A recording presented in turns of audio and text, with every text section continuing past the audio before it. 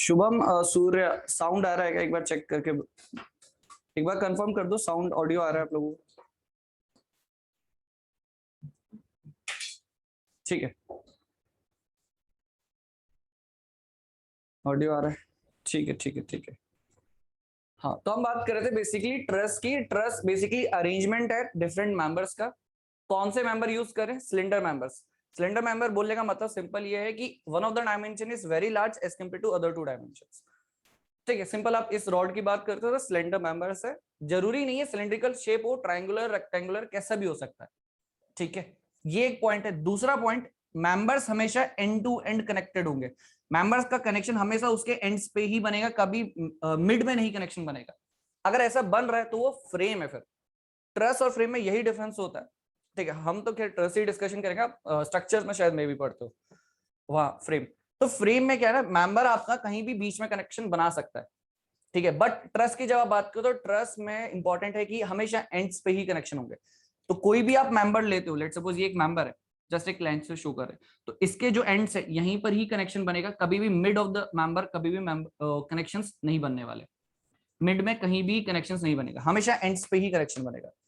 तो ट्रस का आप हमेशा एक पॉइंट याद रखोगे कि it is arrangement of slender members which are connected end to end. ठीक है, ये चीज इंपॉर्टेंट है।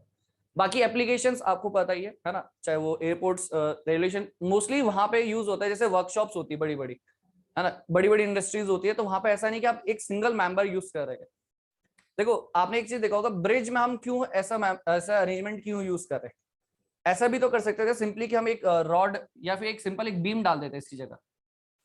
ऐसा भी किया जा सकता है कि मैं डायरेक्टली ये चीज अरेंजमेंट ना यूज करके हम क्या करें, डायरेक्टली एक ये इसको अप्लाई करते, है ना। तो ये भी अप्लाई किया जा सकता था, बट इसमें क्या प्रॉब्लम है?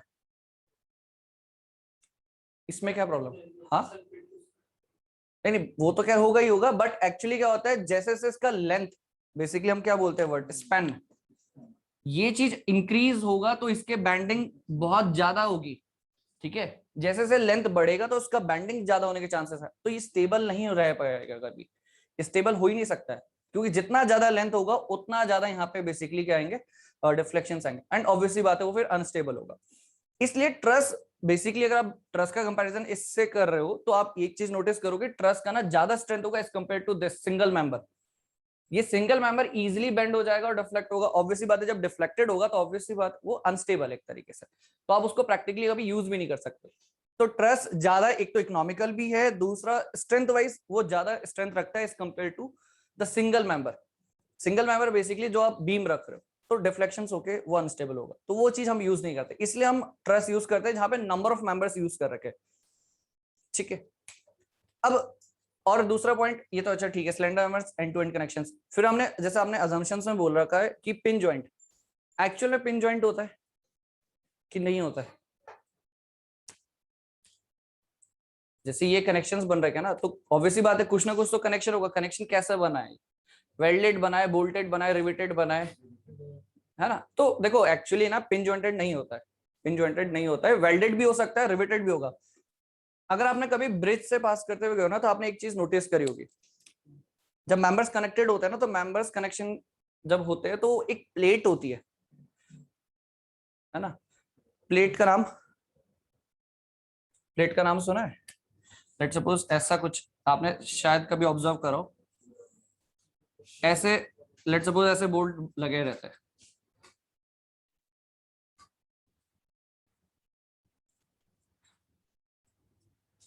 ठीक है, ऐसा कभी ऑब्जर्व किया कभी? ब्रिजेस में लगे होते हैं, ऐसी प्लेट होती है। लेट सपोज एक मेंबर ये, दूसरा, तीसरा, तो तीनों कनेक्टेड है बट एक प्लेट यूज करते हैं। इस प्लेट का नाम, हाँ यस एग्जैक्टली, गसेट प्लेट बोलते हैं इसको। तो गसेट प्लेट बेसिकली यूज किया जाता है, ठीक है, कनेक्शन के लिए। एक्चुअल में क्या है, ये बोल्टेड भी हो सकता है, रिवेटेड भी हो सकता है, इवन वेल्डेड भी हो सकता है। ठीक है, वेल्डेड बेसिकली हम वहां यूज करते हैं जो क्रिटिकल ऑपरेशंस में यूज हो रहा है, जहां पे आपका स्टेबिलिटी बहुत ज्यादा इंपॉर्टेंट रहता है। ठीक है, क्रिटिकल ऑपरेशंस वहां वेल्डेड, वरना मोस्ट ऑफ द टाइम आप देखोगे ब्रिजेस में आपको वेल्डेड की जगह वो बोल्टेड दिखाई देगा, या रिवेटेड जनरली यूज किया जाता है। तो ये गसेट प्लेट बेसिकली यूज करा जा रहा है इन तीनों को कनेक्शन के लिए। अब ये एक्चुअली में पिन जॉइंट नहीं है, पिन जॉइंट हमारा एक अजम्पशन है। बट पिन जॉइंट अजम्पशन है, उसके पीछे का लॉजिक क्या है? मतलब पिन जॉइंट हम अज्यूम कर रहे हैं तो डेफिनेटली कुछ ना कुछ लॉजिक होगा। उसका लॉजिक क्या है, क्यों हम बोल रहे हैं पिन जॉइंट? अच्छा पिन जॉइंट है तो पिन जॉइंट का मीनिंग क्या है? हाँ हाँ, मोमेंट जीरो। तो आपको ये सोचना कि मोमेंट पिन जॉइंट का मतलब मोमेंट जीरो, तो मोमेंट जीरो हो रहा होगा यहाँ पे कहीं ना कहीं, तभी उसको पिन जॉइंट बोला है। और पिन जॉइंट में बेसिकली मोमेंट जीरो यहाँ पे कैसे हो सकता है? देखो अगर आप इनको ध्यान से देखोगे तो इसकी मेंबर की सेंटर लाइन, इस मेंबर की सेंटर लाइन और इस मेंबर की सेंटर लाइन एक पॉइंट पे आगे मीट करते हैं, तो क्या कभी भी यहाँ पे एक दूसरे की वजह से मोमेंट बनेगा? यहाँ पे कंकरेंट फोर्स सिस्टम ये है ना, ये एक्चुअली देखो एक लाइन डायग्राम बनाओ तो ऐसा कुछ चाहिए है ना, तो एक मेंबर ये 1 2 3 तीन मेंबर है और यहाँ पे ऐसे कनेक्टेड है, तो क्या कोई भी मेंबर पे लेट सपोज कंप्रेसिव फोर्स हो चाहे टेंसाइल फोर्स हो, कैसा भी हो फोर्स हो, तो क्या कभी यहाँ पे मोमेंट जनरेट होगा, बनेगा मोमेंट? नहीं बनेगा। मोमेंट नहीं बनता ना, इसलिए बेसिकली एक्चुअली उसको नाम दे दिया pin joint. Pin joint actual में नहीं है, ठीक है। तो पिन जॉइंट के पीछे लॉजिक ये है कि पिन जॉइंट से हम ये समझते हैं कि मोमेंट जीरो है। अब मोमेंट जीरो तो डेफिनेटली कहीं ना कहीं मोमेंट जीरो है। मोमेंट जीरो तभी पॉसिबल हो सकता है जब मेंबर्स की सेंटर लाइन एक पॉइंट पे मीट करे।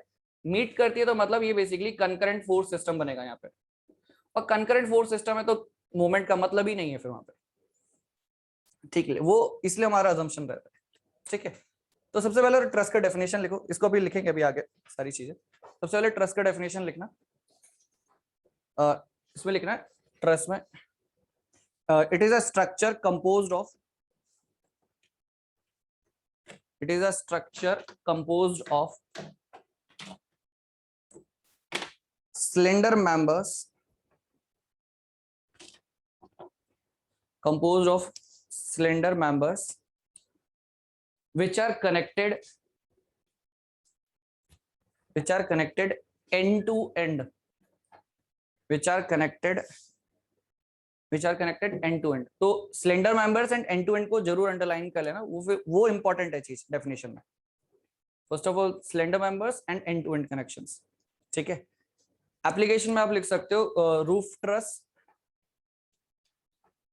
ठीक है, ब्रिज एंड एक और है इंपॉर्टेंट एप्लीकेशन, मोबाइल टावर्स या ट्रांसमिशन टावर्स, आपने देखे होंगे। ट्रांसमिशन टावर्स या मोबाइल टावर्स भी लिख सकते हो, ठीक है। मोबाइल टावर, ट्रांसमिशन टावर, वो सब ट्रस्ट का ही पार्ट है, ठीक है। नेक्स्ट पॉइंट लिखना है सिलेंडर मेंबर्स, नेक्स्ट पॉइंट लिखना सिलेंडर मेंबर्स, ठीक है। इसमें लिखना वन ऑफ द डायमेंशन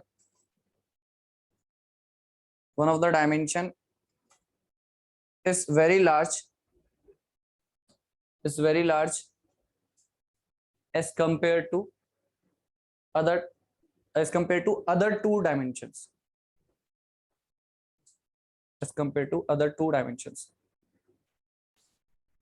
ठीक है। इसमें एडवांटेजेस में लिखना, नेक्स्ट पॉइंट एडवांटेजेस में लिखो it is economical, simple economical लिखो, economical, it can be used for very long span, it can be used for very long span, ठीक है। तो इकोनॉमिकल भी है and it can be used for very long span. आगे third point लिखना high strength,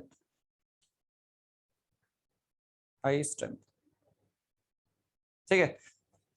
disadvantage या limitations में आप ऐसा लिख सकते हो कि मेंबर्स, बहुत सारे मेंबर्स कनेक्शंस हैं यहाँ पे, ठीक है। तो डिजाइनिंग पार्ट इसका थोड़ा सा डिफिकल्ट है, ठीक है। फर्स्ट पॉइंट लिखना है लिमिटेशन या डिसएडवांटेज जो आप लिख सकते हो, complex design in second maintenance, ठीक है। सेकंड पॉइंट इज मेंटेनेंस, ठीक है। Second point is maintenance.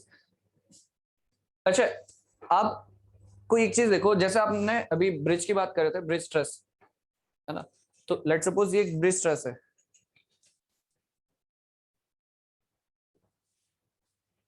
ठीक है,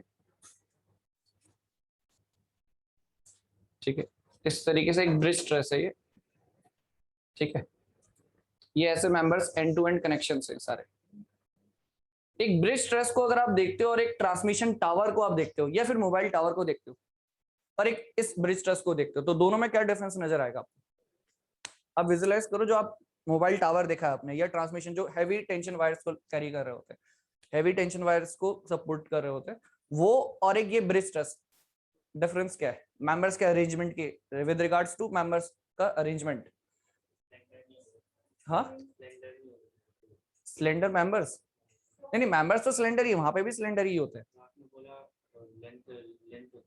हाँ हाँ,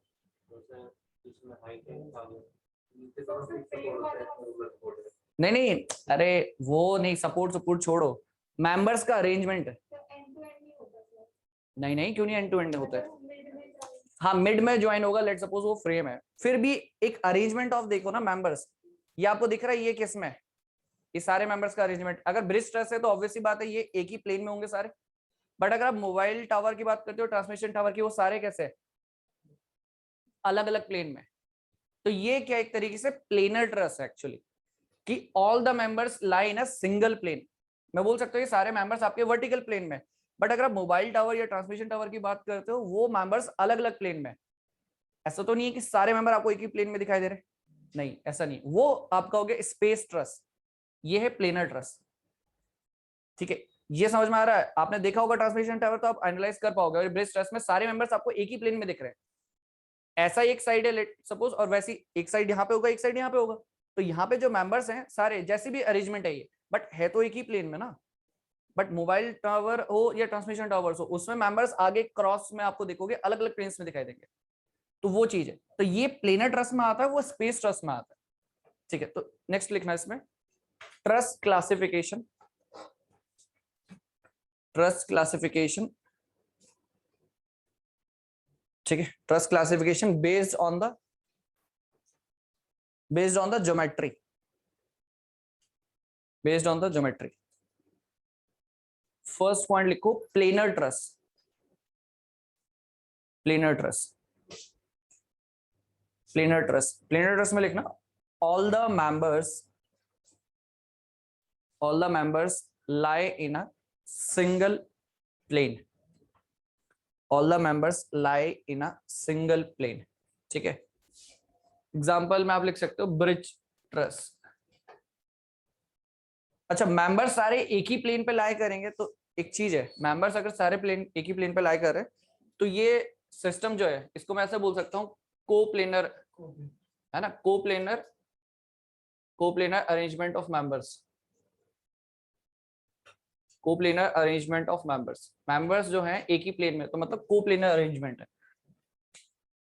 ठीक है, कोप्लेनर अरेंजमेंट ऑफ मेंबर्स। तो प्लेनर ट्रस बोलते हैं या 2D ट्रस भी बोलते हैं, ब्रैकेट में लिख लेना 2D ट्रस। ठीक है, ब्रैकेट में लिख लेना 2D ट्रस। सेकंड चीज लिखो, सेकंड लिखना स्पेस ट्रस। सिंगल लिखना स्पेस ट्रस। स्पेस ट्रस में लिखो members lie in different plane, member lies in different plane. ठीक है, तो स्पेस ट्रस में मेंबर्स अलग अलग प्लेन में है, तो इसलिए हम स्पेस ट्रस बोल रहे हैं, या ब्रैकेट में लिख लेना 3D ट्रस, 3D ट्रस। ठीक है, तो देखो जब प्लेनर ट्रस की बात करते हैं, सबसे बेसिक जो शेप बनता है ट्रस का, वो होता है एक ट्रायंगुलर शेप।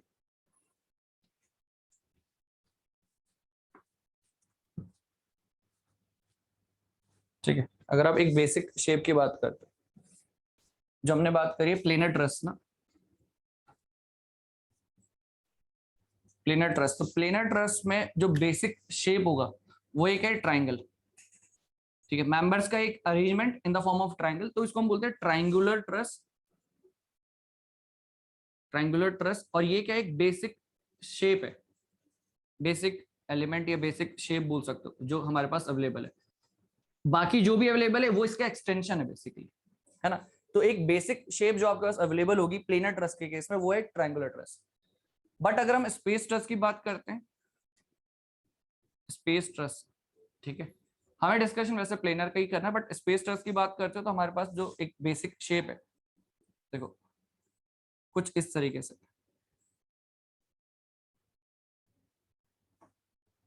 ये है ट्रायंगुलर ट्रस। इसमें कितने एलिमेंट्स होंगे? 1 2 3 4 5 6 इस तरीके से, ठीक है। तो ये ना जो पीछे ये वाला जो जॉइंट है एक्चुअली पीछे की तरफ है, बैक साइड में, ठीक है। मतलब इसको ऐसा मत समझना कि एक ही प्लेन में, ये अलग अलग प्लेन में है, ठीक है। तो इसका नाम है टेट्राहेड्रन, ठीक है। ये इसका एक बेसिक शेप होता है जब आप स्पेस ट्रस की बात करते हो या 3D ट्रस, ठीक है। और ये प्लेनर आपका 2D में काउंट होगा, ठीक है। तो इन्हीं का ही बेसिकली एक्सटेंशन है जो आप ट्रस आगे पढ़ेंगे हम, उसमें सब क्या है, ट्राइंगल का ही एक्सटेंशन है प्लेनर ट्रस में। स्पेस ट्रस में बेसिकली जो यूज कर रहे हैं वो टेट्राहेड्रन है। तो आप ये देखोगे कि ये अलग अलग प्लेन में लाई कर रहा है ना। ऑब्वियसली बात है, इसमें 3D डायग्राम में तो खैर 2D ही दिखेगा, बट एक्चुअली क्या है वो 3D है। तो हमें ये याद रखना है कि ट्रायंगुलर ट्रस का ही बेसिकली आगे एक्सटेंशन होने वाला है हमारे जो ट्रस हम डिस्कस करेंगे, ठीक है। तो ये तो बेसिक जस्ट थ्योरेटिकल पॉइंट आपको पता होना चाहिए, ट्रस क्या है, ट्रस में कौन से मेंबर्स यूज कर रहे हैं, ठीक है। उसमें क्या लिखा है?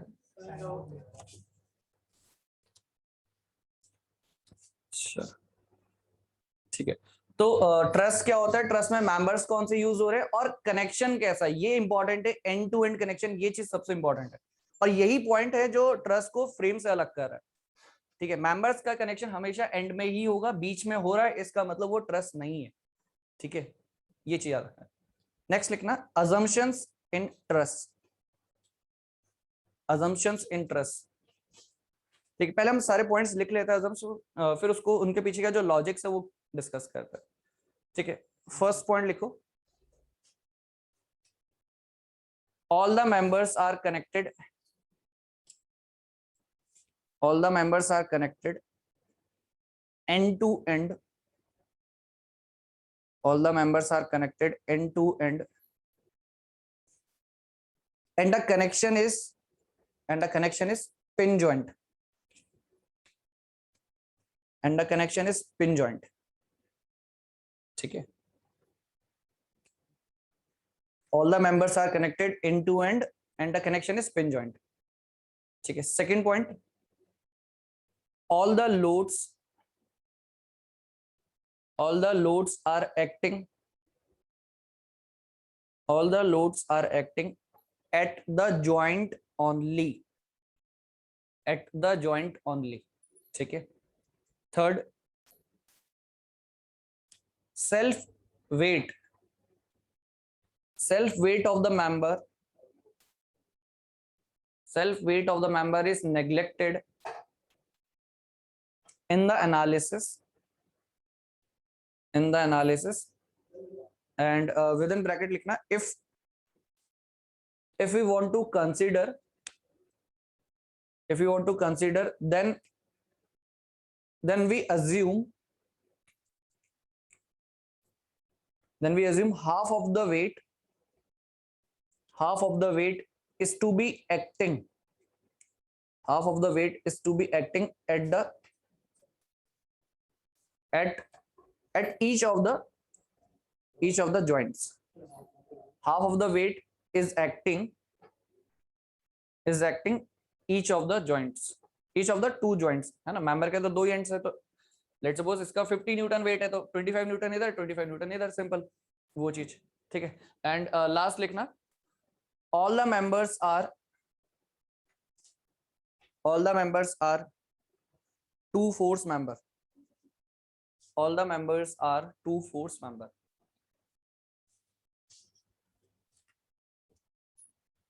ठीक है। all the members are two force member,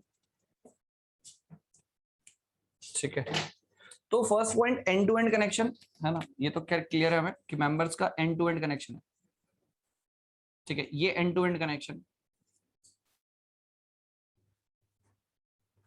but in case अगर ऐसा है, देखो ये एक मेंबर है पूरा और दूसरा मेंबर इसके साथ ऐसे कनेक्शन में है, ठीक है। तो ये कंप्लीट एक मेंबर है, दूसरा मेंबर ये, तीसरा मेंबर है, चौथा मेंबर ये, तो ये आपका हो जाएगा मल्टी फोर्स मेंबर, ठीक है। तो यहाँ पे क्या है, एंड टू एंड कनेक्शन नहीं है, तो आप बोल सकते हो मल्टी फोर्स मेंबर, ठीक है। Not end to end connected,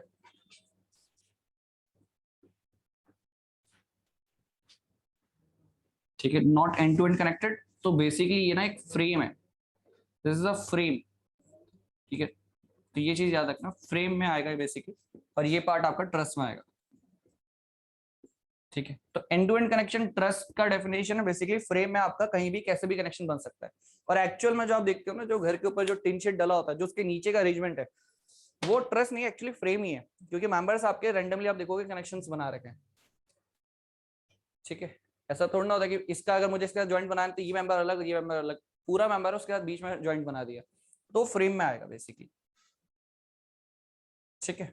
ये चीज हमने देखा। फिर हमने नेक्स्ट क्या बोला कि पिन ज्वाइंट, पिन ज्वाइंट वाला रीजन वही कि मेंबर्स की सेंटर लाइन ना क्या हो रही है, एक पॉइंट पे आके मीट कर रही है। तो लेट सपोज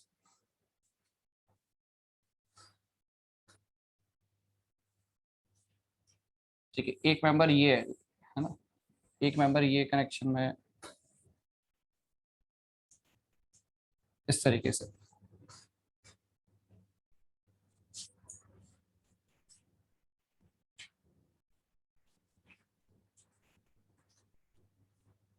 ठीक है, इस तरीके से। तो मेंबर की अगर आप सेंटर लाइन ड्रॉ करते हो,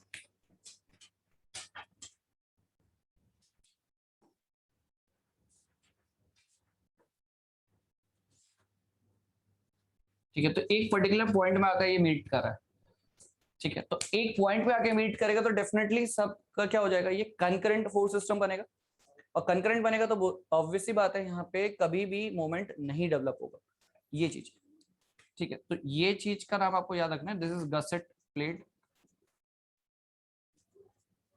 ठीक है, गसेट प्लेट, ठीक है, GUSSET, गसेट प्लेट। तो मेंबर्स हमेशा ऐसे कनेक्शंस बनेंगे कि उनकी सेंटर लाइन एक पॉइंट पे मीट करेगी, एक पॉइंट पे मीट करती है। तो इसका अगर हम सिंपल एक लाइन डायग्राम बनाए तो एक मेंबर ऐसा जा रहा है, एक मेंबर ऐसा है, एक मेंबर ऐसा है, और एक मेंबर ऐसा है, ठीक है। तो 1 2 3 एंड 4, तो ये क्या बन रहा है, कंकरेंट सिस्टम, ठीक है। तो कंकरेंट सिस्टम बन रहा है तो ऑब्वियसली बात है यहाँ पे मोमेंट डेवलप होगा ही नहीं,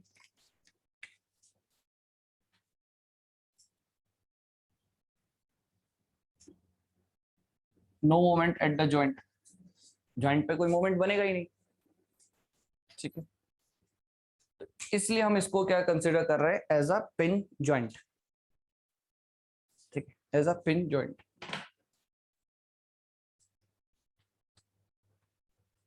ठीक है। तो अरेंजमेंट ऐसा होना चाहिए कि मेंबर्स की सेंटर लाइन एक पॉइंट पे आके मीट करे, ये इंपॉर्टेंट है, ताकि वो कंकरेंट सिस्टम बने एंड कोई मोमेंट बने ना बेसिकली जॉइंट पे। सेकंड सेकंड क्या लिखा था हमने assumption? हाँ हाँ, load acting at joint, but actually में ये पॉसिबल है क्या, ऐसा होता नहीं है कि जॉइंट पे ही लोड लगे, ठीक है। बट हम एनालिसिस इस तरीके से कर रहे हैं कि जॉइंट पे ही लोड लगे। अच्छा एक चीज है, अगर लोड मेंबर पे लगेगा तो प्रॉब्लम क्या है, हाँ हाँ, बेंड होगा, बेंडिंग मूवमेंट्स आपको देखने को मिलेंगे कहाँ पे, जॉइंट पे। मतलब यही तो हम कह रहे हैं ना कि मेंबर पे यहाँ पे ऐसे लोड ना लगे, लोड लगेगा तो डेफिनेटली यहाँ पे मूवमेंट जनरेट होगा। तो वो चीज को अज्यूम करने के लिए कि पिन जॉइंट है, मोमेंट हम जीरो ले रहे हैं, एक तो क्या इनकी वजह से तो मोमेंट जीरो हो रहा है, बट अगर कोई एक्सटर्नल लोड लग रहा है यहाँ पे तो उसका मोमेंट आपको देखने को मिलेगा यहाँ पे। एक तो ये रीजन है। दूसरा रीजन ये है कि मेंबर का डिफ्लेक्शन, आपने वो पढ़ा होगा कॉलम्स वाला चैप्टर स्ट्रेंथ ऑफ मटेरियल में, बकलिंग आपने पढ़ा होगा है ना।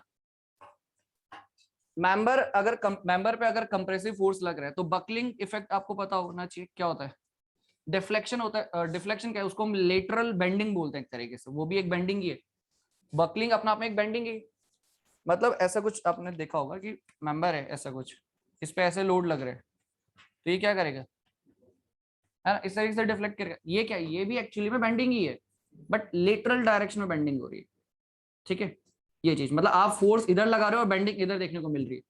बट जनरली जब हम बीम के बारे में पढ़ते हैं तो हम तो यही पढ़ते हैं ना, फोर्स लगा रहे हैं और बेंडिंग ऐसी हो रही है। तो ये तो जिस डायरेक्शन में लोड है उसी डायरेक्शन में बेंडिंग हो रही है, बट यहाँ पे लोड का डायरेक्शन ये है और बेंडिंग ऐसे हो रही है, तो इसको हम बोलते हैं लेटरल बेंडिंग। वो नाम अलग से दे दिया बकलिंग, बट एक्चुअल में वो बेंडिंग ही है। ठीक है, अब लेट सपोज आपके पास ना जो मेंबर है वो कंप्रेसिव है। हम बात करें, लेट सपोज यहाँ पे कोई एक मेंबर है, उसकी कंडीशन ऐसी है कि वो कंप्रेसिव नेचर का है। कंप्रेसिव नेचर बोलने का मतलब कुछ इस तरीके से। अब कंप्रेसिव नेचर होगा तो ऑब्वियसली बात है कुछ डिफ्लेक्ट करेगा, बट अगर इसमें आप अलग से और एक एक्सटर्नल लोड लगा दो तो क्या होगा, ये फर्दर डिफ्लेक्ट करेगा, है ना, ये फर्दर डिफ्लेक्ट करेगा। और लोड लगने की वजह से क्या होगा, इसकी ना लोड बियरिंग कैपेसिटी डिक्रीज हो जाएगी, जिसकी इस मेंबर की ऑलरेडी कंप्रेशन में है तो कुछ डिफ्लेक्शन है, एंड अगर आप फर्दर लोड लगा रहे हो तो क्या ये इतना जो डिफ्लेक्शन था पहले उससे ज्यादा ही होगा। अब डिफ्लेक्शन ज्यादा है ना, तो कभी भी ये और लोड को बियर कर ही नहीं पाएगा। पहले तो लेट सपोज लोड था ही नहीं, ठीक है, लेट सपोज यहाँ पे लोड था ही नहीं, यहाँ पे ठीक है, यहाँ पे लोड है ही नहीं, बट कुछ तो डिफ्लेक्शन है, ठीक है। बट अगर आप जब एक एक्स्ट्रा लोड लगा देते हो तो और फर्दर डिफ्लेक्शन देखने को मिल रहा है।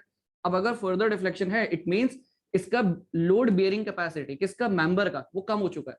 क्योंकि अगर यहाँ मेंबर पे और कंप्रेसिव फोर्स पड़े तो ये और डिफ्लेक्ट होगा और फेल भी हो सकता है, ठीक है, ब्रेक डाउन हो सकता है। बट ये चीज आपका कंप्रेसिव नेचर के केस में। बट अगर टेंशन में है तो टेंशन में तो ऑब्वियसली बात है ऐसा कुछ आपको डिफ्लेक्शन देखने को मिलेगा नहीं। हाँ, तो यहाँ पे कोई प्रॉब्लम नहीं है एज इट इज, बट दिक्कत इसके साथ है, किसके साथ, कंप्रेसिव मेंबर के साथ। अब कंप्रेसिव मेंबर्स के केस में आप एक चीज देखोगे, अगर मैं चाहता हूं कि मेंबर्स फिर भी मेरा लोड को बियर कर जाए तो स्ट्रेंथ किसका ज्यादा होना चाहिए, कंप्रेसिव मेंबर का स्ट्रेंथ ऑब्वियसली ज्यादा होना चाहिए, क्योंकि ये ज्यादा चांसेस है इसके डिफ्लेक्ट होने के। टेंशन में जो मेंबर होगा उसमें तो टेंशन की वजह से कोई डिफ्लेक्शन तो नहीं आ रहा है ना, तो ऑब्वियसली बात है जो भी डिफ्लेक्शन आएगा एक्सटर्नल लोड की वजह से आएगा। बट यहाँ पे तो एक तो कंप्रेशन फोर्स जो है, लेट सपोज ये कंप्रेसिव फोर्सेस है, इनकी वजह से ऑलरेडी एक डिफ्लेक्शन है, अलग से एक और लोड लगाओगे तो फर्दर डिफ्लेक्ट करेगा, ठीक है। तो इसका ये क्रिटिकल कंडीशन में, ना कि ये, तो जो कंप्रेसिव मेंबर्स होंगे आपके पास वो ज्यादा क्रिटिकल कंडीशन में होंगे, ठीक है। कंप्रेसिव मेंबर्स क्या होंगे, ज्यादा क्रिटिकल कंडीशन होंगे। अब क्रिटिकल कंडीशन में है तो डेफिनेटली हमें ये इंश्योर करना है कि मेंबर्स का क्या हो, स्ट्रेंथ ज्यादा हो। तो जब भी आप कंप्रेसिव मेंबर को डिजाइन करोगे तो आप ये चीज को इंश्योर करोगे इसका स्ट्रेंथ ज्यादा होना चाहिए। स्ट्रेंथ ज्यादा के लिए हम क्या कर सकते हैं, एक तो मटेरियल तो खैर सेम ही है, क्रॉस सेक्शनल एरिया इसका इंक्रीज कर सकते हैं, इसको ज्यादा हम थिक बना सकते हैं टेंशन के कंपैरिजन में, ठीक है। तो याद रखना कंप्रेसिव मेंबर्स का जनरली हम स्ट्रेंथ ज्यादा रखेंगे as compare to tension members, because इसके चांसेस हैं ज्यादा फेल होने के, तो इसको हम स्ट्रेंथ देंगे, ठीक है। ये चीज कंप्रेसिव मेंबर और टेंशन मेंबर के बीच में हम ये डिफरेंस रखते हैं। तो जनरली एनालिसिस में हम ये रखेंगे कि लोड्स हमेशा जॉइंट पे ही अप्लाई हो, ठीक है, बाकी कहीं और ना अप्लाई हो, बट एक्चुअल में ऐसा होता नहीं, ठीक है। तो जस्ट वो एक अजम्पशन है, क्योंकि अजम्पशन क्यों है, आपका एनालिसिस सिंपल हो जाएगा, अदरवाइज हम एनालिसिस करने में हमें खुद प्रॉब्लम होगी। अगर आप यहाँ पे रखते हो तो आपको मोमेंट्स भी कंसिडर करने पड़ेंगे, 10 चीजों को कंसिडरेशन लेना पड़ेगा, एंड इस बेसिक लेवल पे हम बहुत सिंपल वे में एनालिसिस कर रहे हैं, ठीक है, एक्चुअल में ऐसा होता नहीं है, ठीक है। तो ये चीज हमारा एक हो गया। अच्छा, नेक्स्ट एक और assumption लिखा था हमने कि शायद वेट वाला है ना, सेल्फ वेट। अब ऑब्वियसली बात है सेल्फ वेट तो होगा ही, है ना, सेल्फ वेट होगा ही, बट सेल्फ वेट को हम कंसीडर नहीं कर रहे। अगर करना भी है, वैसे कभी भी क्वेश्चन आएगा नहीं सेल्फ वेट का, बट लेट सपोज करना भी है तो इसका लेट सपोज 50 न्यूटन वेट है, तो हम ये अज्यूम करते हैं, ये 50 न्यूटन को हम अज्यूम कर लेते हैं यहाँ पे कि 25 न्यूटन इधर, 25 न्यूटन इधर, सो दैट आप उसको एनालिसिस में इंक्लूड कर रहे हो, जस्ट ये चीज, ठीक है। ऑब्वियसली बात सेम रीजन, क्योंकि अगर मेंबर का वेट आप सेल्फ वेट ले रहे हो तो देन डेफिनेटली आप यहाँ पे मोमेंट्स कंसीडर कर रहे हो, वो चीज, ठीक है। और दूसरा जो लास्ट लिखा है टू फोर्स मेंबर, मेंबर को टू फोर्स मेंबर क्यों बोला है, मेंबर को टू फोर्स मेंबर इसलिए बोला गया है कि कोई भी मेंबर है या तो कंप्रेसिव नेचर टेंशन नेचर में होगा या फिर वो कंप्रेसिव नेचर में होगा, ठीक है, या तो वो टेंशन में होगा या फिर कंप्रेशन नेचर में होगा। बट जो फ्रेम है ना, फ्रेम में मेंबर कभी भी टू फोर्स मेंबर नहीं हो सकता। क्यों, फ्रेम में हमने क्या बोला डेफिनेशन, कि मेंबर्स का कनेक्शन कहीं भी बीच में बन रहा है, अगर बीच में कहीं भी बनेगा तो क्या मेंबर कभी टू फोर्स मेंबर रह पाएगा, पॉसिबल ही नहीं है, ठीक है। कहने का मतलब ये है कि लेट सपोज ये आपके पास ऐसा था, ठीक है, मैं एज्यूम करो कि एक कनेक्शन इसका ऐसा बन रखा है, एक मेंबर यहाँ पे इसके साथ ऐसे कनेक्शन में, तो ये मेंबर अगर लेट सपोज इसके साथ अटैच नहीं करता हो तो ये तीन कनेक्शंस, ये आपका ट्रस है, अभी ये क्या है, एक टू फोर्स मेंबर है, क्योंकि एक फोर्स इधर लग रहा है, एक फोर्स इधर लग रहा है, तो इसलिए टू फोर्स मेंबर बोला है ना। तो ये टू फोर्स मेंबर बोलने का मतलब ये है, मेंबर पे दो फोर्स लग रहे हैं, टू फोर्स मेंबर, एक इधर एक इधर एक इधर एक इधर ऐसा। बट अगर कोई मेंबर के साथ ऐसे आकर कनेक्शन बना दे, ये पूरा मेंबर एक 1 2 3, तीसरे मेंबर के साथ कोई यहाँ बीच में आकर कनेक्शन बना दे, तो क्या है, कभी टू फोर्स मेंबर रहेगा? पॉसिबल ही नहीं है। एक फोर्स कुछ ना कुछ यहाँ पे भी लग रहा होगा, कुछ एक्सर्ट इधर भी कर रहा होगा फोर्स। तो आप एक चीज नोटिस करोगे, फ्रेम में ना कभी भी टू फोर्स मेंबर नहीं देखने को मिलेंगे, फ्रेम में मल्टी फोर्स मेंबर देखने को मिलते हैं। बट जब आप ट्रस की बात करते हो, इन ट्रस हमारे पास हमेशा ओनली टू फोर्स मेंबर,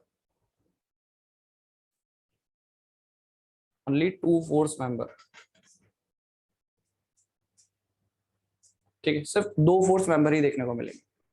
ठीक है, तो ये अजम्पशंस आपको याद रखना है, ठीक है, क्योंकि जब हम एनालिसिस करेंगे तो आपको ये चीज पता होना चाहिए कि लोड जॉइंट में है, पिन जॉइंट आप अज्यूम कर रहे हो, तो पिन जॉइंट अज्यूम करने का मतलब मोमेंट जीरो। तो कभी भी क्वेश्चन सॉल्व करना होगा तो वो जॉइंट पे मोमेंट जीरो करके सॉल्व कर सकते हैं, तो सॉल्व करते हुए आपको अजम्पशंस भी याद होने चाहिए। ठीक है, तो ये तो बेसिक अजम्पशंस हो गए। ठीक, नेक्स्ट इसमें लिखना एक और point, simple truss. Simple truss, ठीक है, सिंपल ट्रस।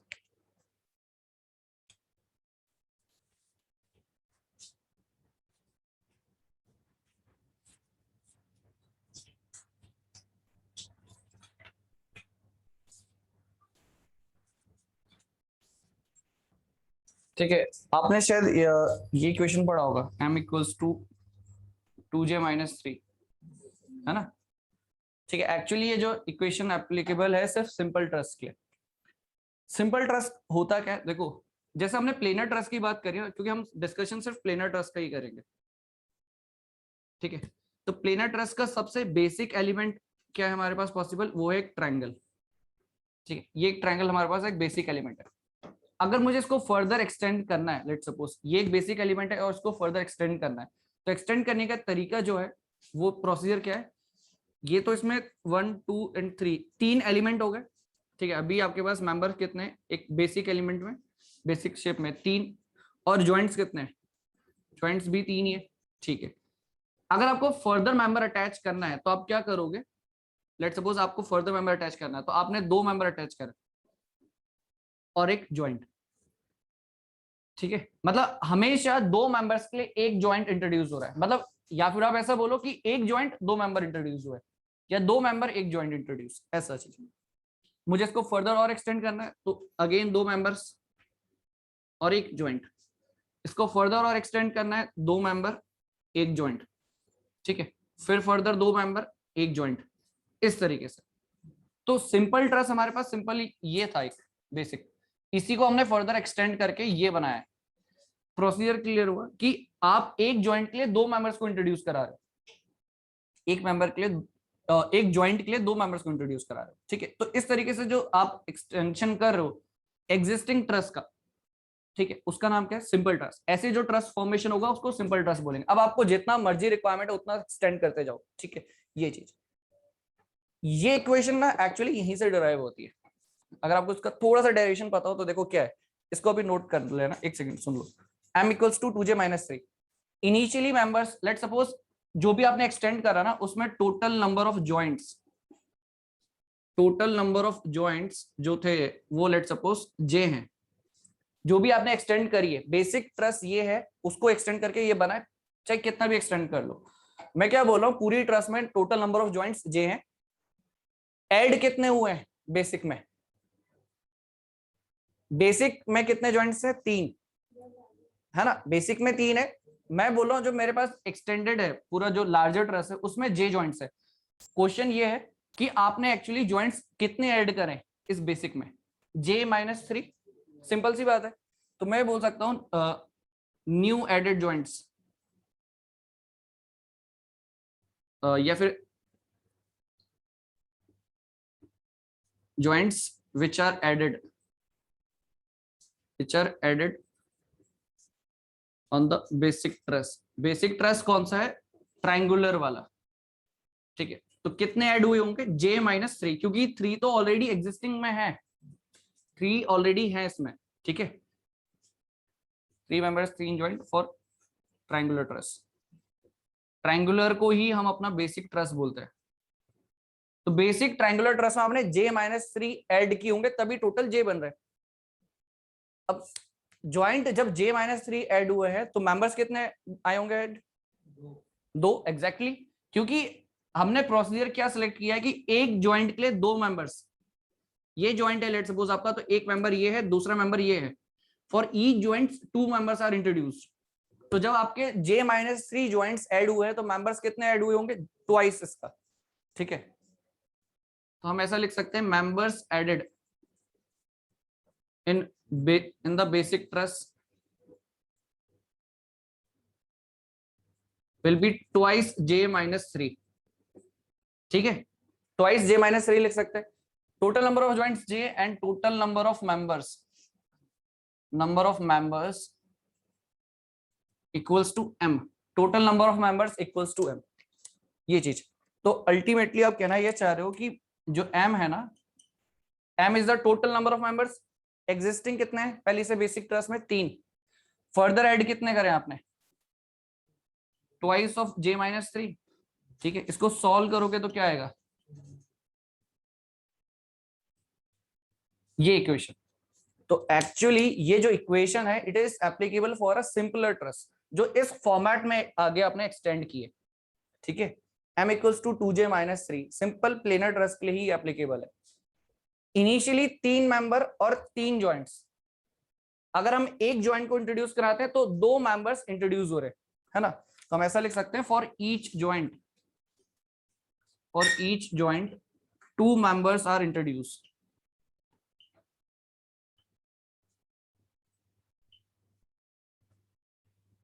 ठीक है। For each joint 2 members are introduce, ये चीज, ठीक है। तो 2 मेंबर्स इंट्रोड्यूस हुए तो total m members, total j joints, new joints basic trust में कितने ऐड हुए? j-3, क्योंकि 3 ऑलरेडी थे तो j-3 करा है। मेंबर्स कितने ऐड हुए? Twice of the new joints, तो twice j-3। Total members m, 3 plus 2j-3 करोगे तो रिजल्टिंग इक्वेशन ये, ठीक है। इसको नोट करो। तो अगर कभी भी आपके सामने कोई एक सिंपल ट्रस है और ये इक्वेशन सेटिस्फाई हो रही है, इसका मतलब है कि वो सिंपल प्लेनर ट्रस है और वो डिटर्मिनेट है, ठीक है। डिटर्मिनेट की कंडीशन है बेसिकली ये,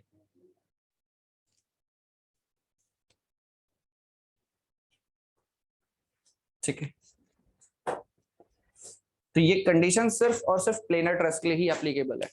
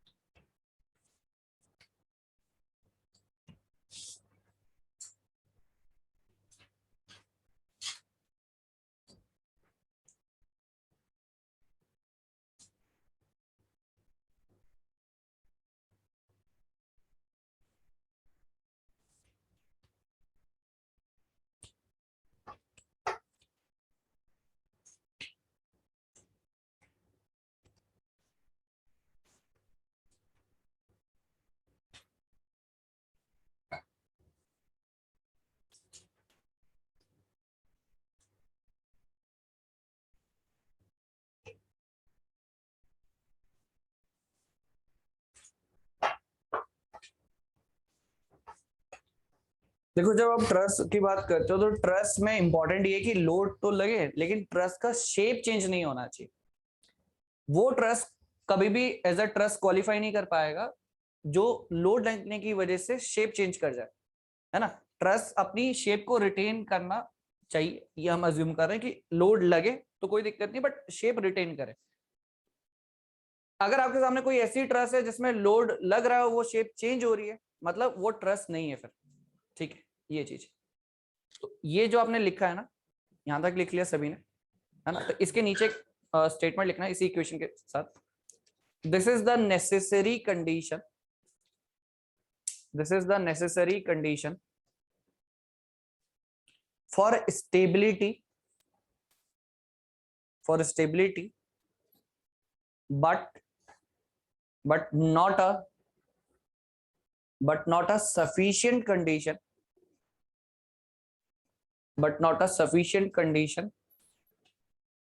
since one or more members can be arranged in such a way that it does not contribute to stable configuration of the entire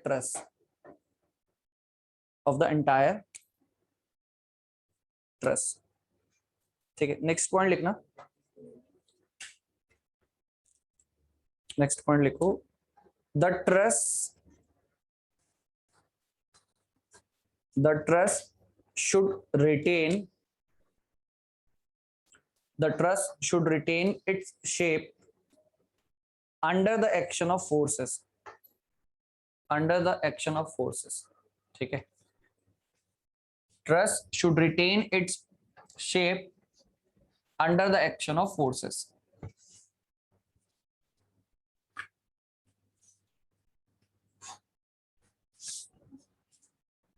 ठीक है। देखो, लेट्स सपोज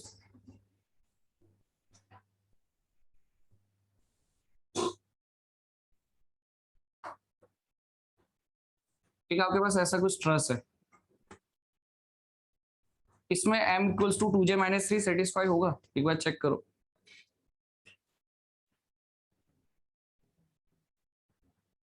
इसके लिए m equals to 2j minus 3 satisfied है। m is the total number of members, j is total number of joints, satisfy हो रहा है? होगा, हो रहा है ना? होगा। अब अगर हम ऐसा करते हैं, इसी में ना देखो यही ट्रस है, इसमें बस क्या कर रहे हैं, मेंबर्स का एक बार पोजीशन चेंज कर देता है। ये वाला जो मेंबर था, दिस मेंबर, इस मेंबर को यहाँ पे अटैच कर देता है, ऐसा कुछ, ठीक है। अच्छा, यहाँ पे ऐसा अटैच तो कर रहा है, बट इनका ना आपस में कॉन्टैक्ट नहीं हो रहा है, ऐसा है, इनका आपस में कांटेक्ट नहीं हो रहा, तो कोई दिक्कत वाली बात नहीं है। तो जब इसके लिए सेटिस्फाई होगा तो इसके लिए भी सेटिस्फाई होगा, क्योंकि ऐसा तो कोई कंडीशन नहीं है ना। इस इक्वेशन में कहीं कॉन्फ़िगरेशन के बारे में बात ही नहीं बोली गई है, सिर्फ मेंबर और जॉइंट्स। तो ये जो रिलेशन यहाँ पे सेटिस्फाई है, तो यहाँ पे भी सेटिस्फाइड है, बट क्या ये स्टेबल कॉन्फ़िगरेशन है, ये हमें देखना होता है। क्या ये कभी स्टेबल कॉन्फ़िगरेशन होगा? क्योंकि अगर कभी लोड लगेगा ऐसा, ठीक है, लेट्स सपोज ऐसा पी लोड लगता है, तो ये बेसिकली चांसेस है कि ये ऐसे डिफॉर्म कर जाए, ठीक है। वहां पे पॉसिबिलिटी है ऐसा, अगर ऐसा लोड लगता है तो पॉसिबिलिटी है कि यार डिफॉर्म कर जाए ये चीज, ठीक है। तो ये स्टेबल कॉन्फ़िगरेशन नहीं है, बिकॉज ये अपनी शेप को रिटेन नहीं कर सकता है, ये करेगा, बट इक्वेशन तो दोनों में सेटिस्फाइड है। तो ये एक नेसेसरी कंडीशन है, बट सफिशिएंट नहीं है कि वो उसकी स्टेबल कॉन्फ़िगरेशन को शो करे, तो जस्ट एक नेसेसरी कंडीशन है, ठीक है। क्योंकि आपने देखा ये इक्वेशन इसमें भी सेटिस्फाइड, इसमें भी सेटिस्फाइड, बट इसमें अगर ऐसा लोड लगता है तो ये डिफॉर्म कर जाएगा, और डिफॉर्म कर गया तो ट्रस क्वालिफाई नहीं कर पा रहा है। वो ट्रस आप उसी को बोल सकते हो जो under the action of force अपनी शेप को रिटेन कर सके। शेप को रिटेन नहीं कर पा रहा है, इट मींस वो फेल हो चुका है, तो पॉसिबल ही नहीं है कभी, ठीक है। बट इक्वेशन तो सेटिस्फाइड है, तो इक्वेशन सेटिस्फाई होना सफिशिएंट नहीं होगा कभी, ये चीज याद रखना, ठीक है। ये चीज नेक्स्ट लिखना है। इसके बाद ट्रस क्लासिफिकेशन,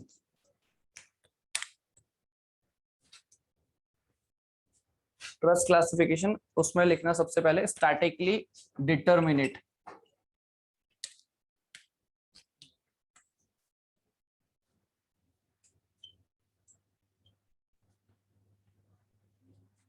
ठीक है। स्टैटिकली डिटर्मिनेट फर्स्ट, तो स्टैटिकली डिटर्मिनेट की हम बात करें तो इसमें जो कंडीशन है, it is equals to m equals to 2j minus 3, ठीक है।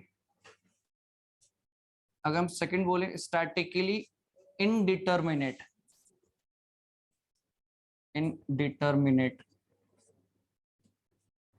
m greater than 2j minus 3, और थर्ड वन अनस्टेबल, या फिर इसको हम बोलते हैं डेफिशिएंट ट्रस। तो यहाँ पे m less than 2j minus 3 होगा। स्टैटिकली डिटर्मिनेट और इनडिटर्मिनेट बोलने का मतलब क्या होता है? स्टैटिकली डिटर्मिनेट किसको बोलते हैं? हाँ, जो बेसिकली सॉल्व हो जाए with the given equilibrium equation, या जो भी इक्वेशन आपके पास अवेलेबल है उससे सॉल्व हो जाए इजीली।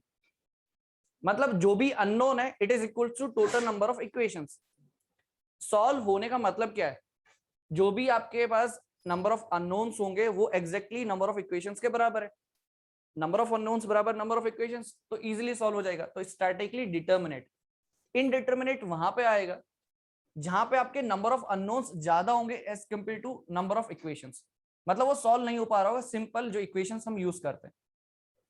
और ऐसा कब होगा? वो स्टैटिकली इनडिटर्मिनेट कब केस में होगा ऐसा? पानी आ रहा है?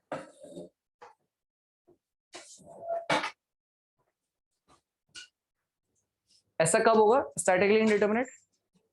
जब एक्चुअली में आपके सिस्टम में नंबर ऑफ मेंबर्स ज्यादा हो बहुत, मतलब आपकी जो रिक्वायरमेंट है उससे ज्यादा हो। मतलब स्टैटिकली इनडिटर्मिनेट को हम ना ऐसा भी बोलते हैं रिडंडेंट ट्रस। रिडंडेंट ट्रस बोलने का मतलब है कि यहाँ पे रिडंडेंसी है मेंबर्स की। मेंबर्स आर रिडंडेंट, मतलब नंबर ऑफ मेंबर्स ज्यादा है एज कंपेयर टू रिक्वायरमेंट। और एक्चुअली में जो ट्रस होगा वो आपको मिलेगा भी यही। मतलब प्रैक्टिकली हम डिटर्मिनेट की बात नहीं करते, इनडिटर्मिनेट की बात करते हैं। रिडंडेंट ट्रस मतलब members are redundant, number of members ज्यादा है। क्यों हम रिडंडेंट मेंबर्स की तरफ फोकस करते हैं? क्यों रिडंडेंट मेंबर्स होने चाहिए? देखो सिंपल सा रीजन है, आपने जस्ट उतने ही मेंबर्स प्रोवाइड कराए जितने करने थे। तो उसमें हो सकता है कि इफ इन अ केस कोई मेंबर फेल कर जाए, तब उस केस में क्या होगा? पूरा ट्रस्ट फेल कर जाएगा। बट अगर आपने एक्चुअली में जो रिक्वायरमेंट है उससे ज्यादा मेंबर्स प्रोवाइड किए, तो extra members will be acting as a backup members. वो एक बैकअप मेंबर की तरह बिहेव करेगा। ऐसा नहीं होगा कि एक भी मेंबर फेल होते ही पूरा ट्रस्ट फेल हो जाए, ऐसा नहीं होगा। तो जो भी आपने एक्स्ट्रा मेंबर्स प्रोवाइड किए हैं वो एज अ बैकअप मेंबर होंगे, वो आपकी कहीं ना कहीं स्टेबिलिटी को और इंप्रूव कर रहे होंगे। ठीक है, तो in general practically indeterminate truss ही होती है।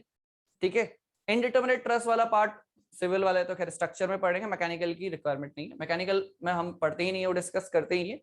और हम जो अभी डिस्कस करेंगे मैकेनिक्स में, इंजीनियरिंग मैकेनिक्स में, सिर्फ और सिर्फ स्टैटिकली डिटर्मिनेट ट्रस्ट का, जो डायरेक्टली आपका सॉल्व हो जाएगा जो भी इक्विलिब्रियम इक्वेशंस है हमारे पास अवेलेबल। इनडिटर्मिनेट आप स्ट्रक्चर्स में पढ़ोगे वाला पार्ट। ठीक है, ये चीज आपको याद रखनी। अनस्टेबल डेफिशिएंट ट्रस्ट मतलब बेसिकली नंबर ऑफ मेंबर्स आपके लेस हैं विद रिस्पेक्ट टू रिक्वायरमेंट। जो भी रिक्वायरमेंट है उससे number of members come provide कर रहे हैं। ठीक है, वो तो अनस्टेबल रहेगा। ठीक, तो ये चीज। नेक्स्ट लिखो। नेक्स्ट लिखना इसके बाद analysis of trust. Analysis of trust and analysis of trust में लिखो सबसे पहला method of joint.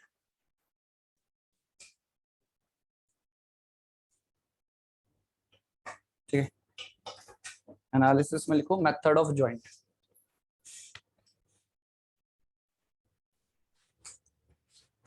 Method of joint, देखो सिंपल सा कंसेप्ट ये है कि अगर आप ट्रस्ट को इक्विलिब्रियम में कंसीडर कर रहे हो तो each and every joint will also be in equilibrium condition, है ना।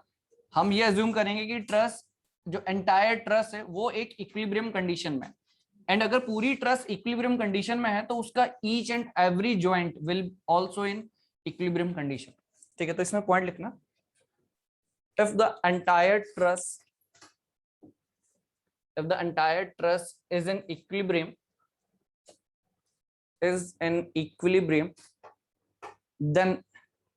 then each of the joint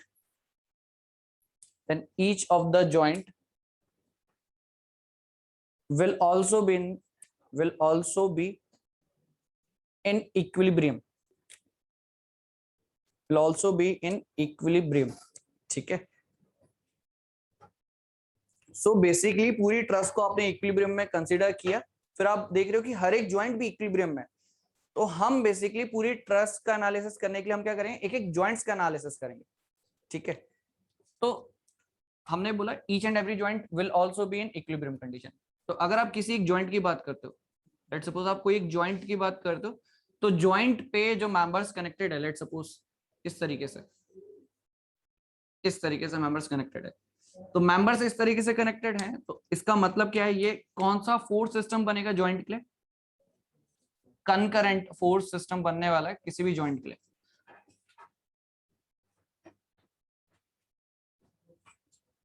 for joint, concurrent force system for joint, because सबका लाइन ऑफ एक्शन एक पर्टिकुलर पॉइंट पे मीट कर रहा है, या पॉइंट ऑफ एप्लीकेशन एक ही है, इस तरीके से हम बोल सकते हैं। तो कंकरेंट फोर्स सिस्टम, अब अगर कंकरेंट फोर्स सिस्टम होगा तो इक्विलिब्रियम इक्वेशंस हमारे पास दो है available, summation of forces along the horizontal zero, summation of forces along vertical zero, दो इक्वेशंस की हम बात करते हैं, एंड वही दो इक्वेशंस बेसिकली हमें यूज करनी है पूरे जॉइंट एनालिसिस में, ठीक है।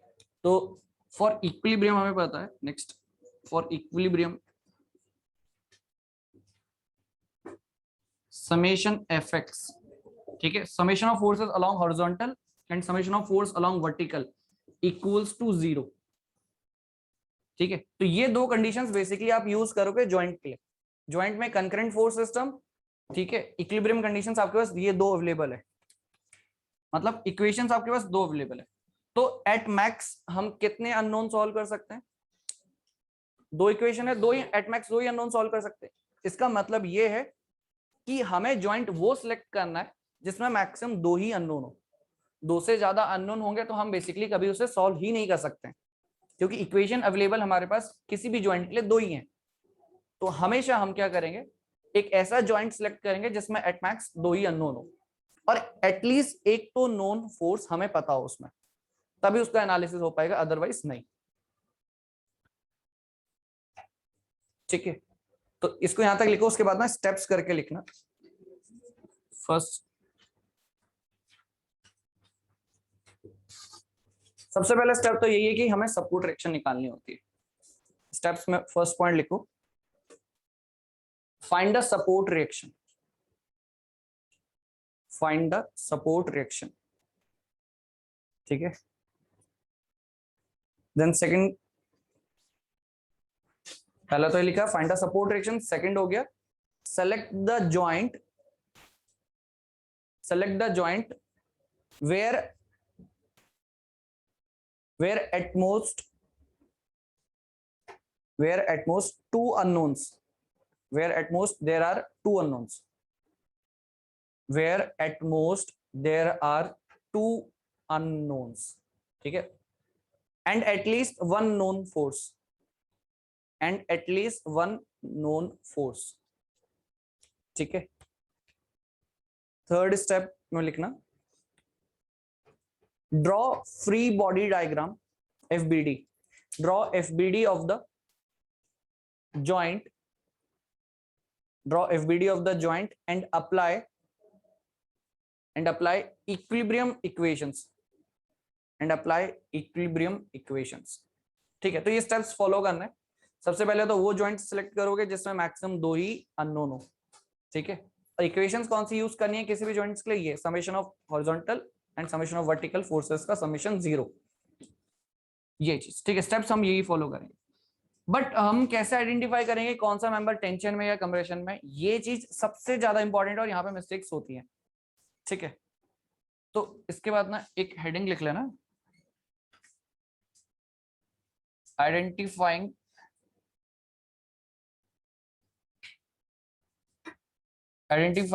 whether member is in tension or compression, whether member is in tension or compression,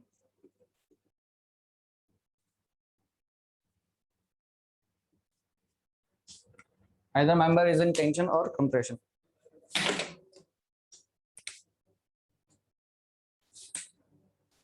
ठीक है। अच्छा, हम एनालिसिस किसका कर रहे हैं, जॉइंट का एनालिसिस। तो फोर्सेस हम जॉइंट पे देखेंगे एंड फोर्स जो जॉइंट पे लग रहे हैं उसके बेसिस पे हम ये डिफाइन कर सकते हैं कि मेंबर टेंशन में या कंप्रेशन में, ठीक है। कैसे, वो आपको देखना है, ठीक है। लेट सपोज सिंपल, सबसे पहले तो एक मेंबर ही हम ड्रॉ कर देते हैं। ये एक मेंबर है, ठीक है। मेंबर टेंशन में होगा तो लेट सपोज ऐसे कुछ फोर्सेस लग रहे होंगे, है ना, इस तरीके से फोर्सेस अप्लाई हो रहे होंगे। मेंबर है तो एंड पे कनेक्शंस बन रहा होगा। लेट सपोज जो ज्वाइंट है ना, इसको मैं थोड़ा सा दूर दिखा रहा हूँ इससे, ये इसका ज्वाइंट है, ये इसका ज्वाइंट है। मेंबर्स हमेशा एंड पे कनेक्शन बनाता है, जस्ट उसको रिप्रेजेंट मैं अलग अलग तरीके से कर रहा हूँ। तो मेंबर्स का एक ज्वाइंट यहाँ पे, एक ज्वाइंट यहाँ पे, एंड टू एंड कनेक्शंस बन रहे हैं। अब आपने बोला मेंबर टेंशन में, ठीक है, मेंबर टेंशन में। अब ये तो बात आपको क्लियर है कि मेंबर तो ज्वाइंट पे ही कनेक्टेड है ना, एक ये ज्वाइंट है और एक ये ज्वाइंट है, इस पे कनेक्टेड है। तो मेंबर अगर आप टेंशन में बोलो तो ज्वाइंट पे फोर्सेस किस तरीके से लगेंगे, मतलब नॉट कंप्रेसिव, इसके अगेंस्ट लगेंगे, है ना। मतलब कंप्रेसिव बोलना सही नहीं होगा ज्वाइंट के लिए, हम ऐसा बोलेंगे कि इसके अगेंस्ट लगने वाले हैं, इस तरीके से कुछ। क्यों इस तरीके से लगे, सो दैट ये इक्विलिब्रियम कंडीशन में रहे। आप पूरी ट्रस को एज एन इक्विलिब्रियम कंडीशन में कंडीशन अज्यूम कर रहे हो, तो ऑब्वियसली बात है जब इस पे इधर फोर्स लग रहा है तो इस पे ज्वाइंट की तरफ से इधर फोर्स लगेगा, सिमिलर वे में यहाँ पे इधर लगेगा। अब आप इसको बोल सकते हो कि ये पूरा जो मेंबर है जो ऐसे कनेक्शन में था, ये आपका क्या बैलेंस कंडीशन में। बैलेंस तो हम बोलेंगे ही ना, क्योंकि हम बोल रहे हैं कि इनिशियली की इक्विलिब्रियम कंडीशन में। तो आप ये कैसे डिफाइन करोगे मेंबर टेंशन में, आप डिफाइन ऐसे करोगे कि भाई अगर फोर्स ज्वाइंट से मेंबर की तरफ जा रहा है, अगर फोर्स ज्वाइंट से मेंबर की तरफ जा रहा है तो मेंबर टेंशन में। ठीक है, हम एनालिसिस मेंबर का नहीं कर रहे हैं, ज्वाइंट का कर रहे हैं। ज्वाइंट के एनालिसिस से मैं ये डिफाइन कर पाऊंगा कि मेंबर टेंशन में, कंप्रेशन में। आप ज्वाइंट को देख रहे हो, ज्वाइंट से फोर्स अवे की तरफ जा रहा है, मतलब टूवर्ड्स द मेंबर जा रहा है, it means member is in tension. ये आपको पॉइंट याद रखना है। सिमिलर वे में अगर आप उसकी बात करते हो कंप्रेशन की, लेट सपोज ये कंप्रेसिव मेंबर है, लेट सपोज इस तरीके से, ये एक कंप्रेसिव मेंबर है। फॉर द इक्विलिब्रियम हम ये बोल सकते हैं कि यहां पे फोर्स किस तरीके से लगेगा, इस तरीके से, है ना, जस्ट इसके अगेंस्ट, इसके अपोजिट लगने वाला है। अब मेंबर कंप्रेशन में हो तो आप ये बोलोगे कि अगर ज्वाइंट पे फोर्स टूवर्ड्स द ज्वाइंट लग रहा है, टूवर्ड्स द ज्वाइंट फोर्स लग रहा है तो मेंबर कंप्रेशन में होगा, अवे फ्रॉम द ज्वाइंट लग रहा है तो मेंबर टेंशन में होगा। ठीक है, तो ये चीज आपको याद रखनी है, क्योंकि हम मेंबर को नहीं देख रहे हैं, हम एनालिसिस ज्वाइंट का कर रहे हैं। ज्वाइंट पे फोर्स लगेंगे, मैं उसी से डिफाइन कर सकता हूं कि मेंबर टेंशन में या कंप्रेशन में। ठीक है, तो जब आप ये वाला डायग्राम लिखोगे तो इसके बगल में एक पॉइंट लिख लेना,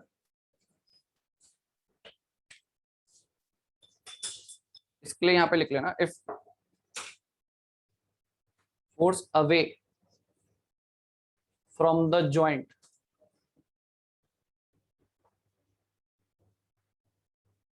then member is in tension.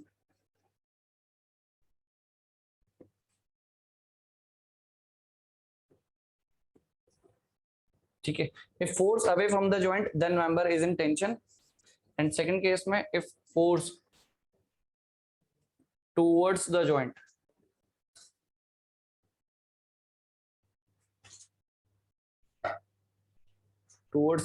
then member is in compression.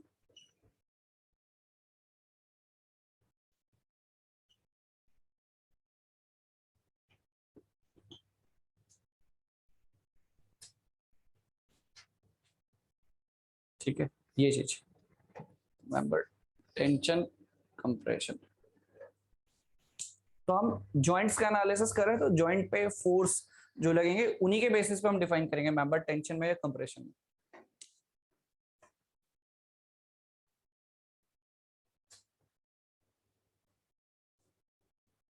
ठीक है, आई थिंक ये चीज क्लियर होगा सभी को। ठीक है, बाकी जो ऑनलाइन देख रहा है अगर किसी को डाउट है तो पूछ सकते हो, है ना।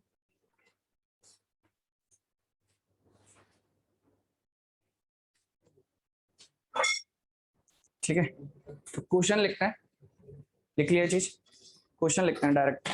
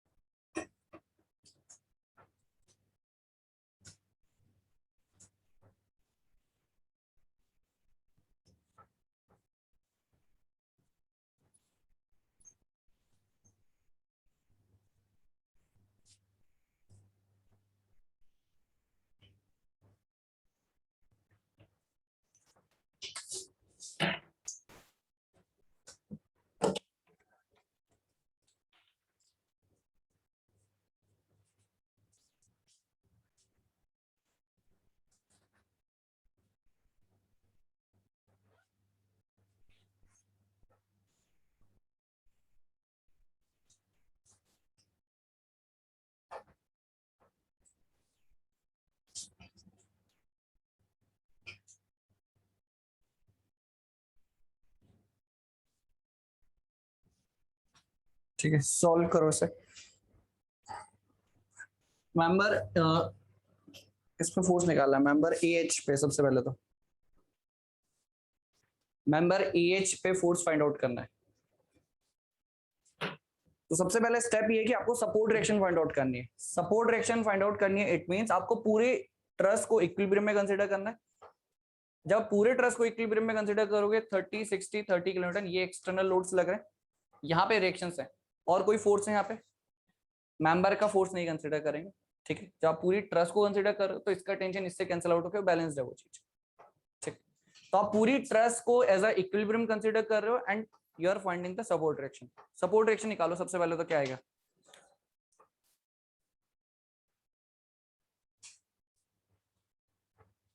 सपोर्ट डायरेक्शन के लिए आपको क्या करना है? समेशन वर्टिकल फोर्सेस का जीरो करना है। ठीक है, और मोमेंट ले लो, चाहे ए के अबाउट लो चाहे ई के अबाउट मोमेंट लेके सॉल्व कर सकते हो।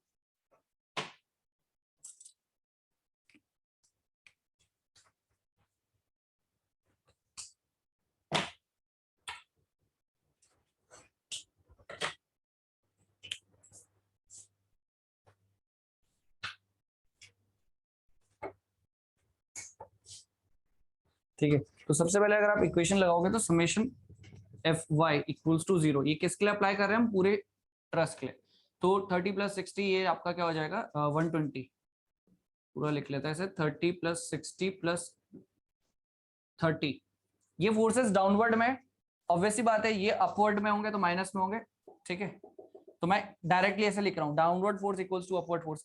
ठीक है, साइन कंसिडर करोगे तो वैसे ही आना, R A plus R E, ये इक्वेशन बनता है। फिर आप मोमेंट लेते हो, लेट सपोज किसी के अबाउट भी, ए के अबाउट लेते हो, तो ए के अबाउट मोमेंट लेते हो तो आर ई इंटू लिखोगे, कितना डिस्टेंस, कितना ये 5 5 10 ये हो जाएगा कितना? 20। ठीक है, 20 हो गया। 30 इंटू, अच्छा आर ई ये ए पे कैसा मोमेंट बना रहा है? ए पे एंटी क्लॉकवाइज ना, आर ई फोर्स अपवर्ड है, ए पे कैसा मोमेंट बनाएगा? Anti clockwise. तो लेट सपोज इसको मैं नेगेटिव लिख रहा हूँ, 30 कैसा बनाएगा ए पे? क्लॉकवाइज। 30 इंटू 5, ठीक है, फिर 60 इंटू 10 हो जाएगा, फिर 30 इंटू 15, ये चीज इक्वल्स टू 0। और यहां से आपके पास आर ई का वैल्यू आएगा, कितना आ रहा है? 60 है ना, 60 किलो न्यूटन। और ये आर ए का वैल्यू से भी 60 आ रहा है ना। ठीक है, ठीक है, तो इस तरीके से आप दोनों सॉल्व कर सकते हो। अब आपसे पूछा ये क्या है कि एच पे फोर्स बताओ, तो ऑब्वियसली बात है, अगर मैं जॉइंट ए को देखूं, अगर आप जॉइंट ए को देखते हो तो आपको एक तो सपोर्ट डायरेक्शन पता है और बाकी कितने अननोन है? 2 ही अननोन है, तो इजीली सॉल्व हो जाएगा। तो आप लिखोगे सबसे पहले तो जॉइंट ए, जॉइंट ए का फ्री बॉडी डायग्राम। तो फ्री बॉडी डायग्राम कैसे? देखो, ए पे एक तो ये फोर्स लग रहा है, कितना? आर ए वाला 60। ठीक है, बाकी एक इधर है एक इधर है। क्या मुझे इनका डायरेक्शंस पता है? नहीं पता। ठीक है, अज्यूम कर सकते हो, बट अगर आप अज्यूम भी कर रहे हो ना, तो थोड़ा सा अगर आप कॉमन सेंस लगाते हो तो आप डायरेक्शन एक जज कर सकते हो। कैसे? ये फोर्स ऊपर की तरफ जा रहा है, इसको बैलेंस करने के लिए कोई नीचे होना चाहिए। क्या ये हॉरिजॉन्टल इसके वर्टिकल बैलेंस में होगा? कहीं होना ही नहीं है, क्योंकि ये तो हॉरिजॉन्टल है, इसके वर्टिकल को बैलेंस नहीं कर सकता। इसको बैलेंस सिर्फ ये कर सकता है क्योंकि इसका एक कंपोनेंट होगा वर्टिकल। इट मींस ये कैसा होना चाहिए? डाउनवर्ड। ये डाउनवर्ड होना चाहिए, क्योंकि अगर ये डाउनवर्ड होगा तो इसका एक कंपोनेंट ऐसे बनेगा जो कि इसको बैलेंस कर रहा होगा। ठीक है, लेकिन जब आपने इसको ऐसे बनाया तो इसका एक कंपोनेंट इधर, तो इधर चलेगा तो इसको बैलेंस कौन करेगा? ये वाला। तो इसका डायरेक्शन क्या होना चाहिए? ये। तो कई बार आप जज कर पाओगे इजिली, नहीं भी कर पाओगे तो आपको डायरेक्शन अज्यूम कर लेनी है और कुछ नहीं है। ठीक है, तो इसका नाम हम लिख लेते हैं फोर्स ऑन ए एच, ये हो गया, और ये है फोर्स ऑन ए बी। ठीक है, ये चीज एंगल कितना आ रहा है? 38.66। ठीक है, तो अब निकालो से सॉल्व करो, सिंपल। आपके पास ज्वाइंट है, ज्वाइंट पे concurrent force system, equations apply करो, summation F X 0, summation Y 0, सिर्फ ये 2 इक्वेशन ही तो अप्लाई करनी है। इन 2 इक्वेशंस को अप्लाई करो, आंसर आएगा। कितना आ रहा है एच पे?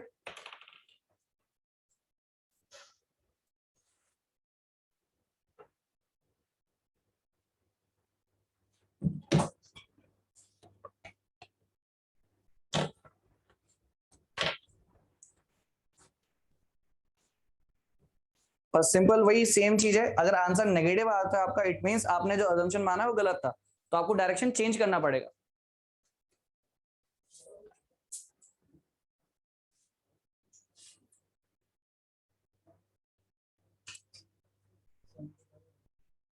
हाँ 75, यस करेक्ट। और ए बी करेक्ट है ना। तो सबसे पहले तो मैं क्या लगाता हूँ यहाँ पे, ये वर्टिकल को अप्लाई करते हैं ना, वर्टिकल को अप्लाई करते हैं तो आर ए ऊपर की तरफ है पॉजिटिव, ये एफ ए बी का कौन सा कंपोनेंट साइन वो होगा negative, F A B sine 38.66 equals to 0 करोगे तो आर एफ ए बी निकल के आएगा 96 पॉइंट समथिंग आ रहा है ना, 96.046।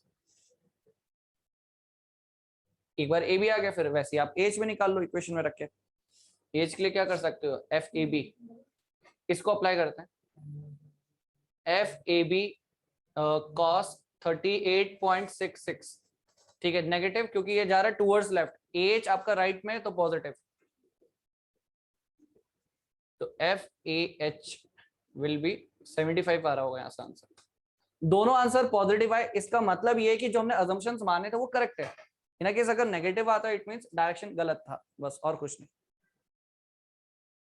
हाँ सूर्य गलत, सही है आपका आंसर 75 करेक्ट।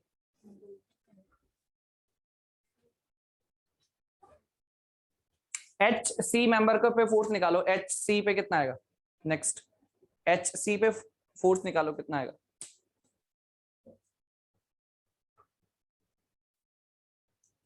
क्या हम डायरेक्टली एच ज्वाइंट को सॉल्व कर सकते हैं, नहीं कर पाएंगे क्योंकि हमें A B sorry B H पे भी नहीं पता, एच सी पे भी नहीं पता और एच जी पे भी नहीं पता, बिकॉज ये मेंबर और ये मेंबर तीनों ही अननोन है, सॉल्व नहीं कर सकते। तो हमें क्या करना पड़ेगा, बी वाले को सॉल्व करना पड़ेगा, तब जाके हम फिर एच वाले को सॉल्व करेंगे। निकालो एच सी पे फोर्स निकालो,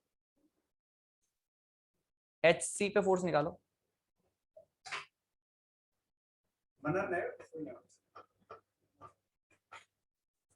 एच सी पे फोर्स निकालो।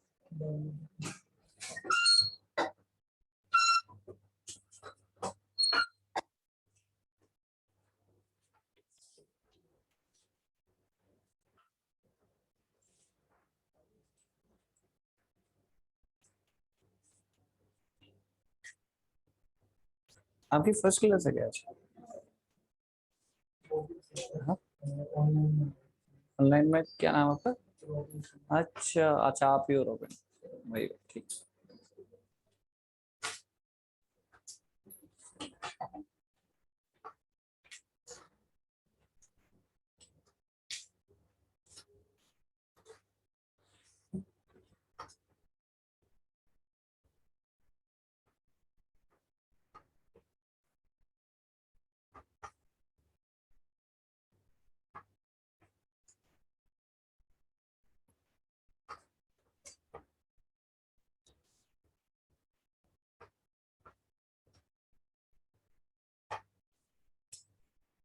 एच सी पे निकालो, तो पहले तो ज्वाइंट बी सॉल्व करोगे, तो ज्वाइंट बी का फ्री बॉडी डायग्राम बनाओ।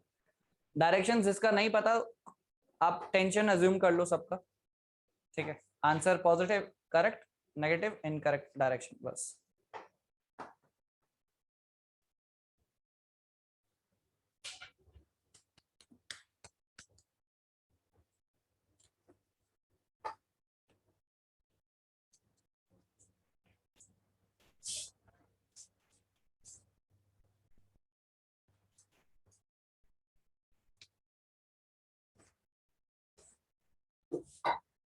ज्वाइंट बी का फ्री बॉडी डायग्राम तो ना,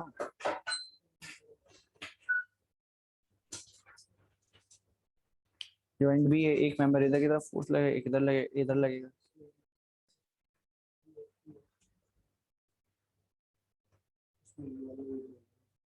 नहीं ये लोड तो एच ज्वाइंट पे लग रहा है, इसको यहाँ पे थोड़ा ना कंसिडर करेंगे, वो तो ज्वाइंट एच पे लग रहा है। बस बी पे एक मेंबर बी एच पे फोर्स लगेगा, एक बी सी पे लगेगा और एक ए बी पे लगेगा। तो जैसे जैसे मेंबर है वैसे डायग्राम बना दोगे ना। डायरेक्शन हमें नहीं पता, डायरेक्शन कुछ भी बना दो कोई दिक्कत नहीं, ये चीज। अब अच्छा, लेकिन आपको ए बी का वैल्यू पता है और ए बी का डायरेक्शन पता है। एक गलती होती है हमेशा, सुनो, एक गलती हो जाती है जब आपको डायरेक्शन पता है ए बी का। ए बी मेंबर किस में है? ए बी मेंबर के कौन सा है? टेंशन होगा, कंप्रेशन होगा? हाँ, ए बी मेंबर टेंशन में होगा।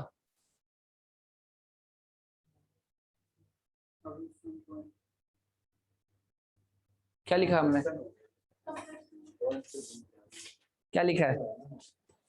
हम ज्वाइंट का एनालिसिस कर रहे हैं towards the joint member. Compression में होगा, टेंशन में नहीं होगा। मैं इसलिए मैंने लिखा है जो अभी हमने पॉइंट्स लिखे हैं विद रिस्पेक्ट टू ज्वाइंट लिखे हैं। तो टूवर्ड्स द ज्वाइंट मतलब मेंबर पे इसका अपोजिट लग रहा है, कंप्रेसिव फोर्स। अब पता गलती क्या होती है? जब आपने ए बी के लिए बनाया ना, देखो ये तो सबने लिख लिया होगा ये वाला पार्ट। तो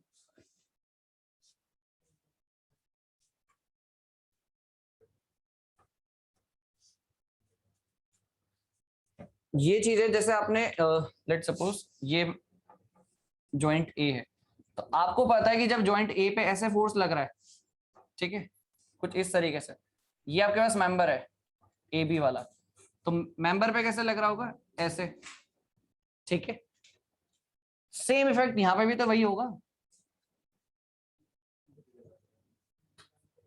ये चीज एक सेकंड सुन लो, वाली चीज, आपका जॉइंट ए है, ये जॉइंट बी है यहाँ पे, ठीक है, ये चीज। तो ए जॉइंट पे जो आपका एक्शन दिख रहा है सेम आपको बी पे भी दिखाई देगा। अब गलती पता क्या होती है? जब आपने जॉइंट ए एनालिसिस किया था तो आपने ए बी फोर्स तो ऐसे तो लिख दिया, ठीक है। वहां पे क्या होता है, बी पे भी हम ऐसे ही बना देते हैं, एफ ए बी, बी वाले जॉइंट के लिए, जो कि गलत है, ठीक है। ये गलती होती है हमेशा। जब आपने देखा ना ए बी मेरा फोर्स ऐसा है तो बी में भी आपने ऐसे ही बना दिया, तो वो गलत हो जाएगा। आप ये चीज देखो, आप ज्वाइंट पे एनालिसिस देख रहे हो तो ज्वाइंट पे फोर्स ऐसे लग रहा है तो मेंबर पे उसके अपोजिट लग रहा होगा, मतलब towards the joint, away from towards the joint, तो member will be in compression. तो जो इफेक्ट इस ज्वाइंट पे हैं same exact effects joint B पे भी आपको दिखाई देंगे, दूसरे ज्वाइंट पे, ठीक है। तो जब आप बी पे बनाओगे तो कैसे होगा? Towards the joint B, A B member, तो ये यहाँ पे टुवर्ड्स द बी बनेगा, ठीक है। तो ये डायग्राम को जरूर बना लेना, इससे आपको चीजें क्लियर रहेंगी हमेशा, ठीक है। ये डायग्राम एज इट इज बना लेना। और एएच वाला भी, एएच वाला टेंशन में था कंप्रेशन में था? एएच, हाँ, एएच का टेंशन में, क्योंकि ये क्या था, अवे। तो मेंबर आप देखते हो ऐसे बना रहे हो, मेंबर में अवे ऐसा फोर्स लगेगा ऐसा। तो जो यहाँ पे आपको देखने को मिल रहा है वही सेम चीज यहाँ पे भी देखने को मिलेगी। कौन सा ज्वाइंट है ये? एच, इस तरीके से, ठीक है। तो ए एच मेंबर हो गया ये, और ये ए बी मेंबर। इसको डायग्राम को जरूर बना लेना, ठीक है, तो इससे आपको चीजें क्लियर रहेंगी हमेशा। एच सी आ गया 45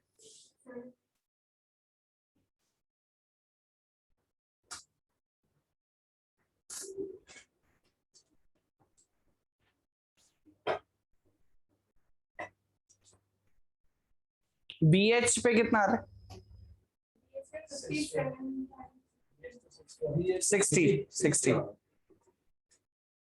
60 टेंशन और कंप्रेशन? टेंशन टेंशन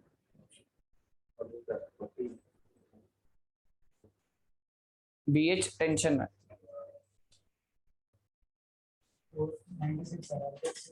हाँ, कौन? एच सी 96 नहीं, 48 48 कंप्रेशन और टेंशन? कंप्रेशन, यस, हाँ।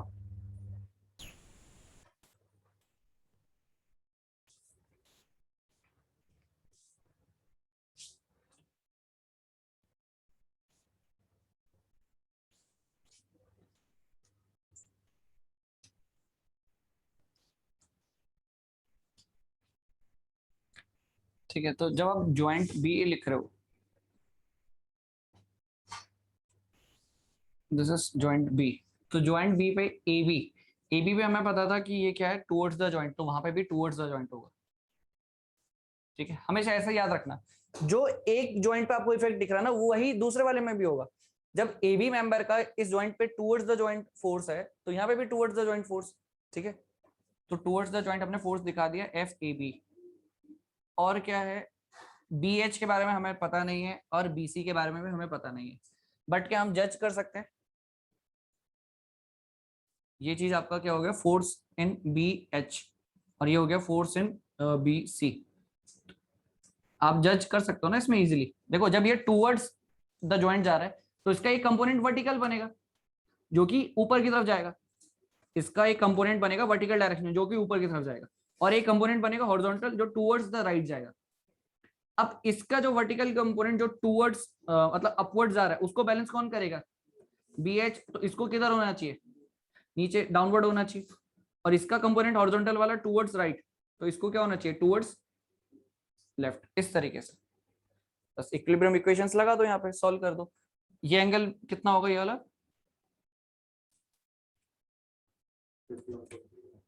51.35। ठीक है, तो बस इक्वेशंस अप्लाई करो, आंसर आ जाएगा इसमें। इक्वेशंस अप्लाई करते हैं सबसे पहले समेशन, हमें तो बी एच चाहिए ना, तो मैं सीधा वर्टिकल फोर्स लगाता हूँ। तो F A B, F A B का कौन सा कंपोनेंट होगा, कॉस, कॉस 51.35। हाँ हाँ, कहाँ है 30, हाँ ये वाली की बात कर रहे हो, नहीं ये इस ज्वाइंट पे अप्लाई हो रहा है, ये गलती मत करना, 30 इस पे भी दिखा दिया, ज्वाइंट पे अप्लाई हो रहा है, इस पर्टिकुलर ज्वाइंट पे। ठीक है, बताओ तो क्या हुआ, पक्का ज्वाइंट बी। ठीक है, तो आप एफ ए बी कॉस 51.35 ये एंगल था। ठीक है, तो ये तो इसका हो गया vertical upward component minus F B H equals to 0। यहां से एफ बी एच का वैल्यू आएगा कुछ,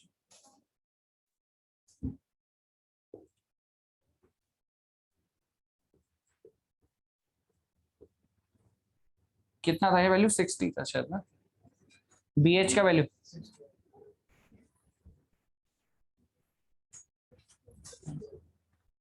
ठीक है, चेक करते हैं ना कैलकुलेटर में, अपना आंसर सबका सेम आना चाहिए।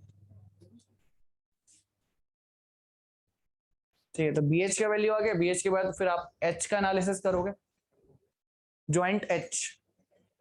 ठीक है, तो यहाँ पे आप डायग्राम देखते हो, तो ये डायग्राम पता कैसे होगा, इसको इधर बनाते हैं,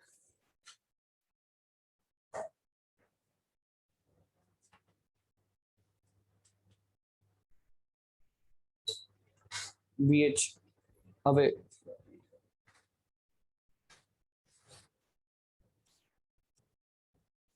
ठीक है, ज्वाइंट एच, ज्वाइंट एच की आप बात करते हो तो ज्वाइंट एच पे ये वाला, ये तो अवे जा रहा है, कौन सा फोर्स है, एफ ए एच, ये फोर्स ऊपर की तरफ जा रहा है, फोर्स कौन सा है, ये बी एच, ये आपका 30 इधर की तरफ जा रहा है, तो ऑब्वियसली बात है ये इसको इधर ही होना चाहिए। क्या ये फोर्स एच जी, ठीक है, लेट सपोज ऐसा मान लिया, और क्या मेंबर है, एच सी भी तो है। ठीक है, एच सी के बारे में नहीं पता, लेट सपोज एच सी को मैंने टेंशन ऐसे अवे मान लिया, फोर्स ऑन एच सी, बस सॉल्व कर लो। ठीक है, कौन सी इक्वेशन लगा के सॉल्व करना चाहिए वैसे, वर्टिकल ज्यादा आई थिंक ज्यादा क्लियर है, क्योंकि एच जी आपको निकालना पड़ जाएगा अदरवाइज, क्योंकि वर्टिकल कर निकालते हो तो बी एच आपको ऑलरेडी पता है, 30 आपको पता है, सिर्फ एच सी ही अननोन है। ठीक है, तो वर्टिकल वाली इक्वेशन लगाएंगे हम, समेशन ऑफ फोर्सेस वर्टिकल। ठीक है, तो जब आप इक्वेशन लगा रहे हो ना, उससे पहले आप चेक कर लो वो आपके लिए सही है भी कि नहीं। इक्वेशन तभी अप्लाई करो जब उसमें सिर्फ एक ही अननोन हो। अगर मैं समेशन एफ एक्स लगाता तो एच जी तो अननोन था ना, और एच सी भी अननोन था, दो अननोन हो जाते तो फिर सॉल्व करने का फायदा ही नहीं है, होगा ही नहीं। ठीक है, और ये एंगल कितना होना चाहिए, ये वाला, ये 51,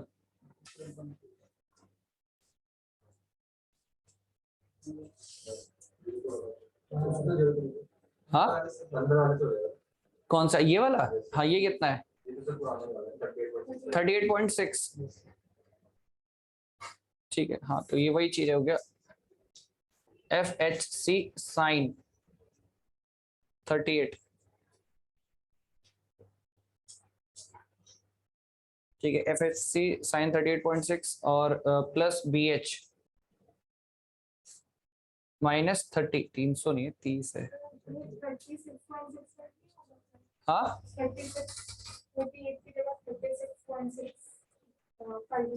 ये एंगल की बात कर रहे हो? एंगल पता नहीं भाई, आप ही लोगों ने बताया, मैं तो लिख दिया बस।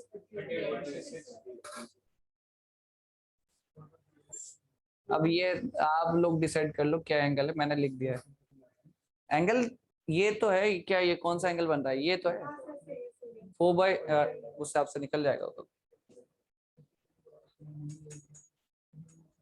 Force in H C finally value आ रही है आपकी कितनी, 48 पॉइंट, हाँ 48.023 समथिंग आना चाहिए।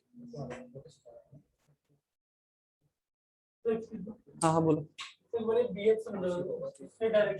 ये डायरेक्शंस देखो आपने, ये सबसे पहले ये क्लियर हो गया, यहाँ से बी एच का डायरेक्शन डाउनवर्ड है, बी एच का डायरेक्शन डाउनवर्ड है, ज्वाइंट बी पे आप देख रहे हो बी एच डाउनवर्ड है, तो यहाँ पे डाउनवर्ड है तो ऑब्वियसली बात है दूसरे ज्वाइंट पे भी डाउनवर्ड ही रहेगा, मतलब अवे, मतलब यहाँ पे डाउनवर्ड कहने का मतलब ये ज्वाइंट से अवे, तो यहाँ पे भी ज्वाइंट से अवे। आप बस एक चीज देखो, आपको ये चीज पता था ये आया है अवे फ्रॉम द ज्वाइंट, तो यहाँ मेंबर पे कैसे बनेगा इस तरीके से, क्योंकि इसको कैंसिल आउट करेगा तभी तो वो बैलेंस रह सकता है, अदरवाइज कैसे रहेगा। तो यहाँ पे ये क्या हो गया अवे, तो यहाँ पे भी सेम चीज है, जब ये फोर्स यहाँ पे ऐसा लगा तो इस पे एक ऐसा लगेगा, इसके अगेंस्ट ये ऐसा लगेगा। कौन सा बीएच वाला मेंबर, हाँ टेंशन में, यस। तो आपको देखो सिर्फ जैसे ज्वाइंट ए एनालिसिस किया था तो आपको सिर्फ ये डायरेक्शन के बारे में पता चला, ठीक है। अब आपको पता है इसके साथ मेंबर अटैच्ड है, तो यहाँ पे जब टूवर्ड्स है तो इसमें अपोजिट होगा, क्योंकि इसको बैलेंस करने के लिए इक्वल एंड अपोजिट फोर्स यहाँ पे लग रहा होगा। अदरवाइज अगर ये चीजें बैलेंस नहीं है तो फिर आपका सिस्टम ही बैलेंस नहीं है। तो जब ये टूवर्ड्स द जॉइंट है तो यहाँ पे आपका क्या हो जाएगा अपोजिट मेंबर की तरफ, टूवर्ड्स द मेंबर, ठीक है। तो हमेशा जो हमने टेंशन और कंप्रेशन का जो पॉइंट देखा है वो विद रिस्पेक्ट टू ज्वाइंट ही देखा है। तो अगर कभी भी फोर्स टूवर्ड्स द ज्वाइंट होगा तो member will be in what, compression. Force अगर आपका टूवर्ड्स द जॉइंट है तो member will be in compression, and अगर force away from the joint है तो member will be in tension. ये चीज आपको याद होनी चाहिए। हम ये डायग्राम बार बार नहीं बना सकते है ना, ये तो जस्ट हम एनालिसिस के लिए देख लिया, बट आपको बस याद रखना है towards the joint member compression, away from the joint member tension में, खत्म ये चीज।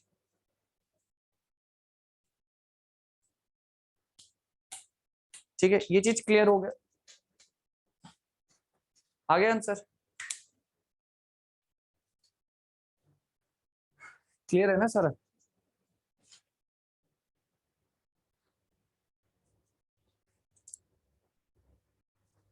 ठीक है, तो क्वेश्चन सॉल्व करने का सिंपल तरीका है, सबसे पहले सपोर्ट रिएक्शन फाइंड आउट करना है, फिर जॉन से मेंबर पे पूछा वहां पे आप फोर्स फाइंड आउट करोगे, बट पहले जॉइंट सिलेक्ट करोगे जिसमें सिर्फ मैक्सिमम 2 ही अननोन हो, उससे ज्यादा हम सॉल्व कर नहीं सकते क्योंकि इक्वेशन ही अवेलेबल 2 है। ठीक है,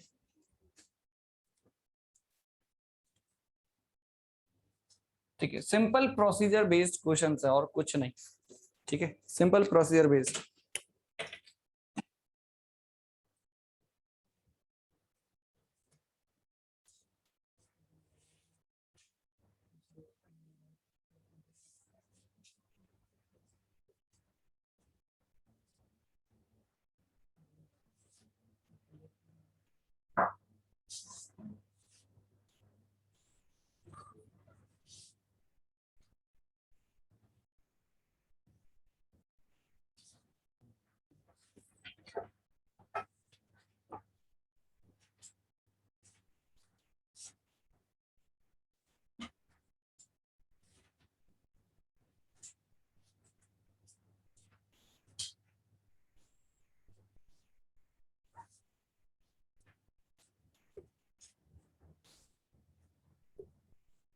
ठीक है, force in member S R,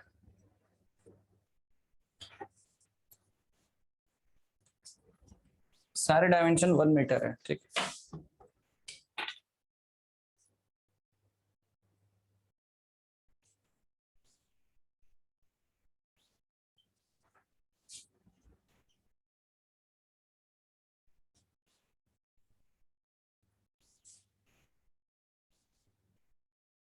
SR member पे फोर्स निकालना।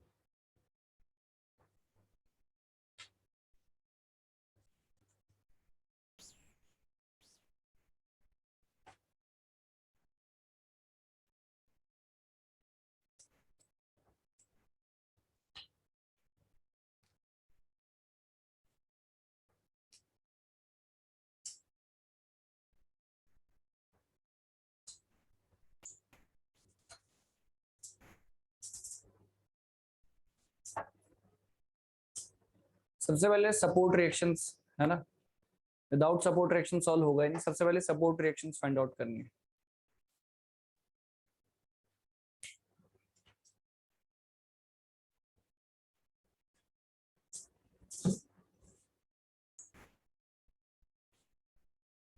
कितने यहाँ पे रिएक्शन कितना आ रहा है? 20। हाँ करेक्ट।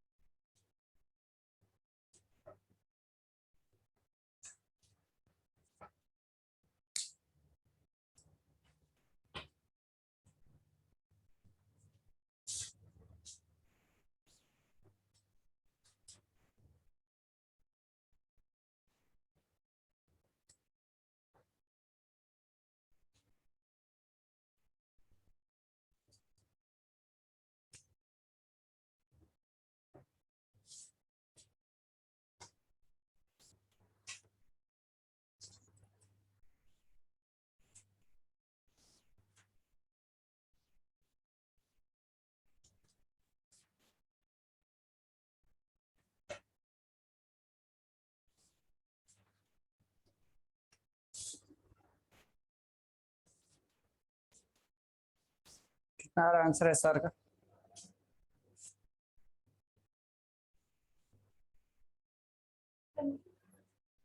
हाँ 20। आपका कितना? सेम। कंप्रेशन और टेंशन।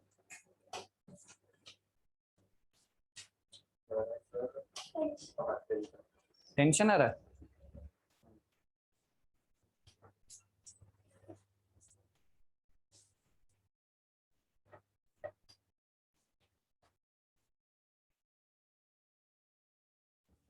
टेंशन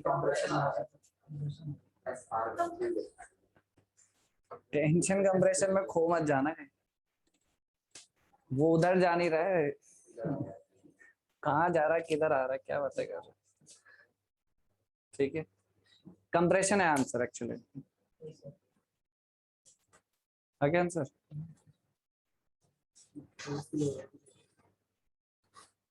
डायग्राम तो सही बनाओ पहले।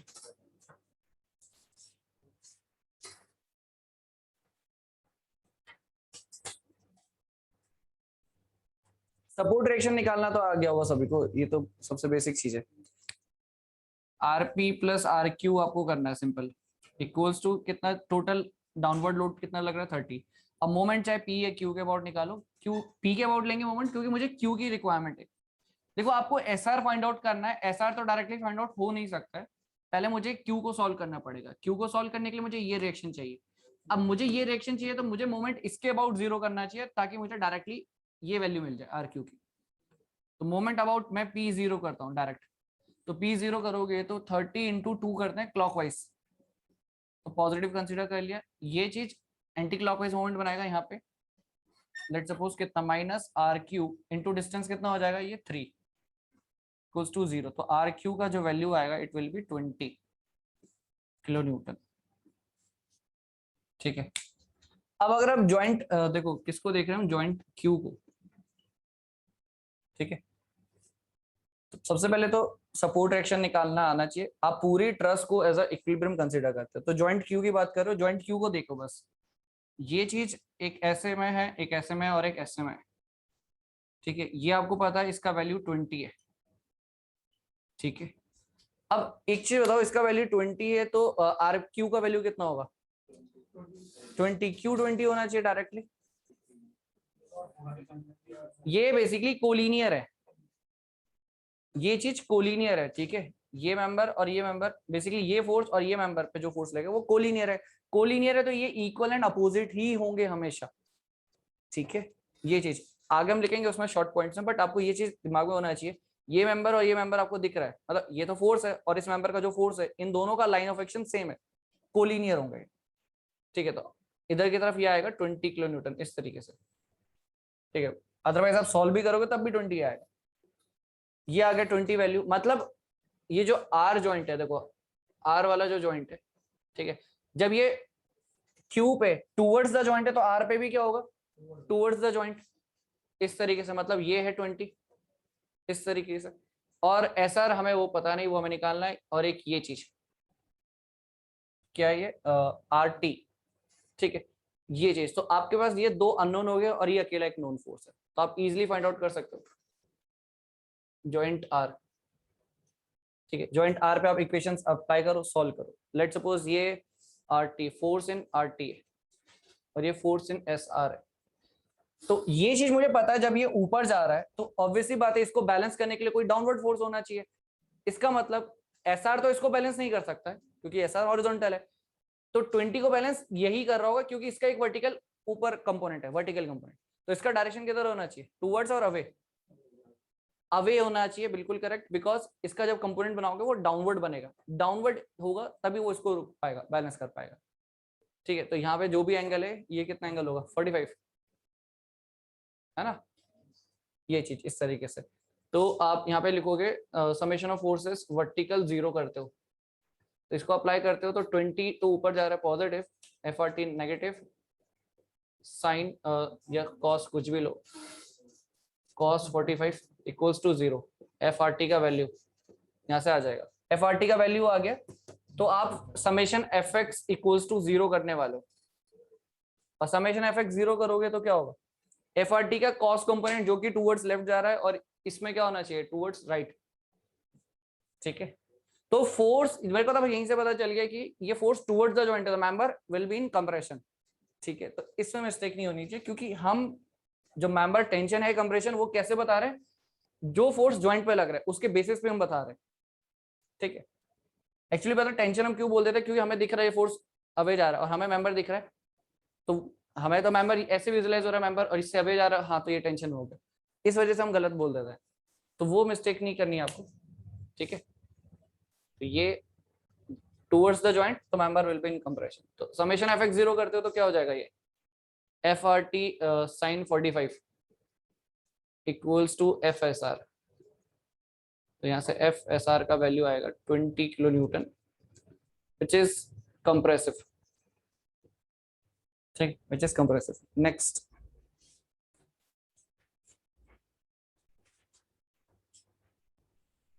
ठीक है, नेक्स्ट एक क्वेश्चन लिख लेते हैं, उसको कर लेना आप एक बार।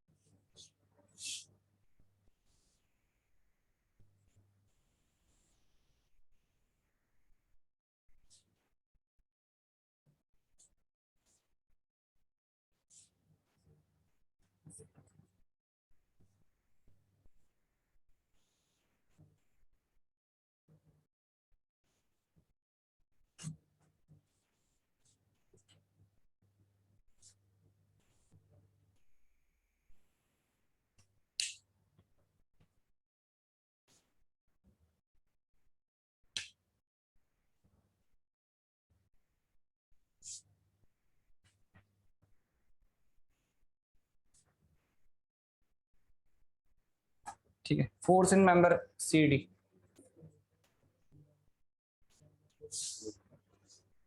सी डी डायगोनल वाला पार्ट,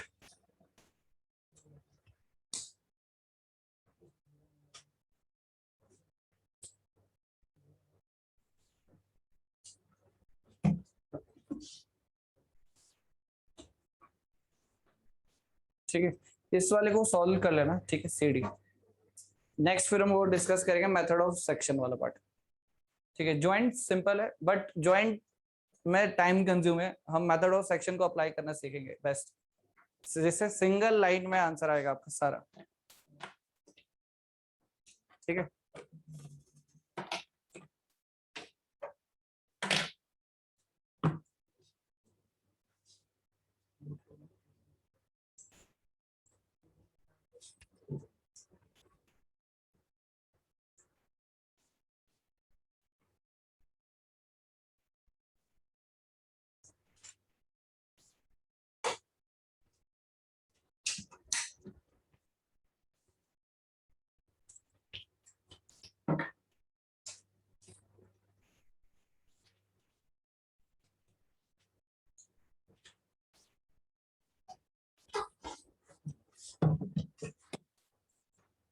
ठीक है, तो फिर कल मिलते हैं, सीडी वाले को फाइंड आउट कर लेना इसका आंसर, और कल हम इसको मेथड ऑफ सेक्शन वाले पार्ट को कंप्लीट कर लेंगे, मतलब कल ऑलमोस्ट आपका ट्रेस वाला पार्ट मोस्ट प्रॉब्ली हो जाएगा, ठीक है, क्योंकि इंपॉर्टेंट ना मेथड ऑफ सेक्शन ही है। ट्रेस में एक्चुअली ये टाइम कंज्यूम है, इसमें मेथड ऑफ एक ज्वाइंट को सॉल्व करके एनालिसिस करना इंपॉर्टेंट है मेथड ऑफ सेक्शन, और method of section just practice का गेम है, अगर आपने प्रैक्टिस किया है अच्छे से तो आप इजीली मेथड ऑफ सेक्शन से क्वेश्चन कर सकते हो सारे, ठीक है। चलो थैंक यू सो मच, है ना, कल मिलते हैं।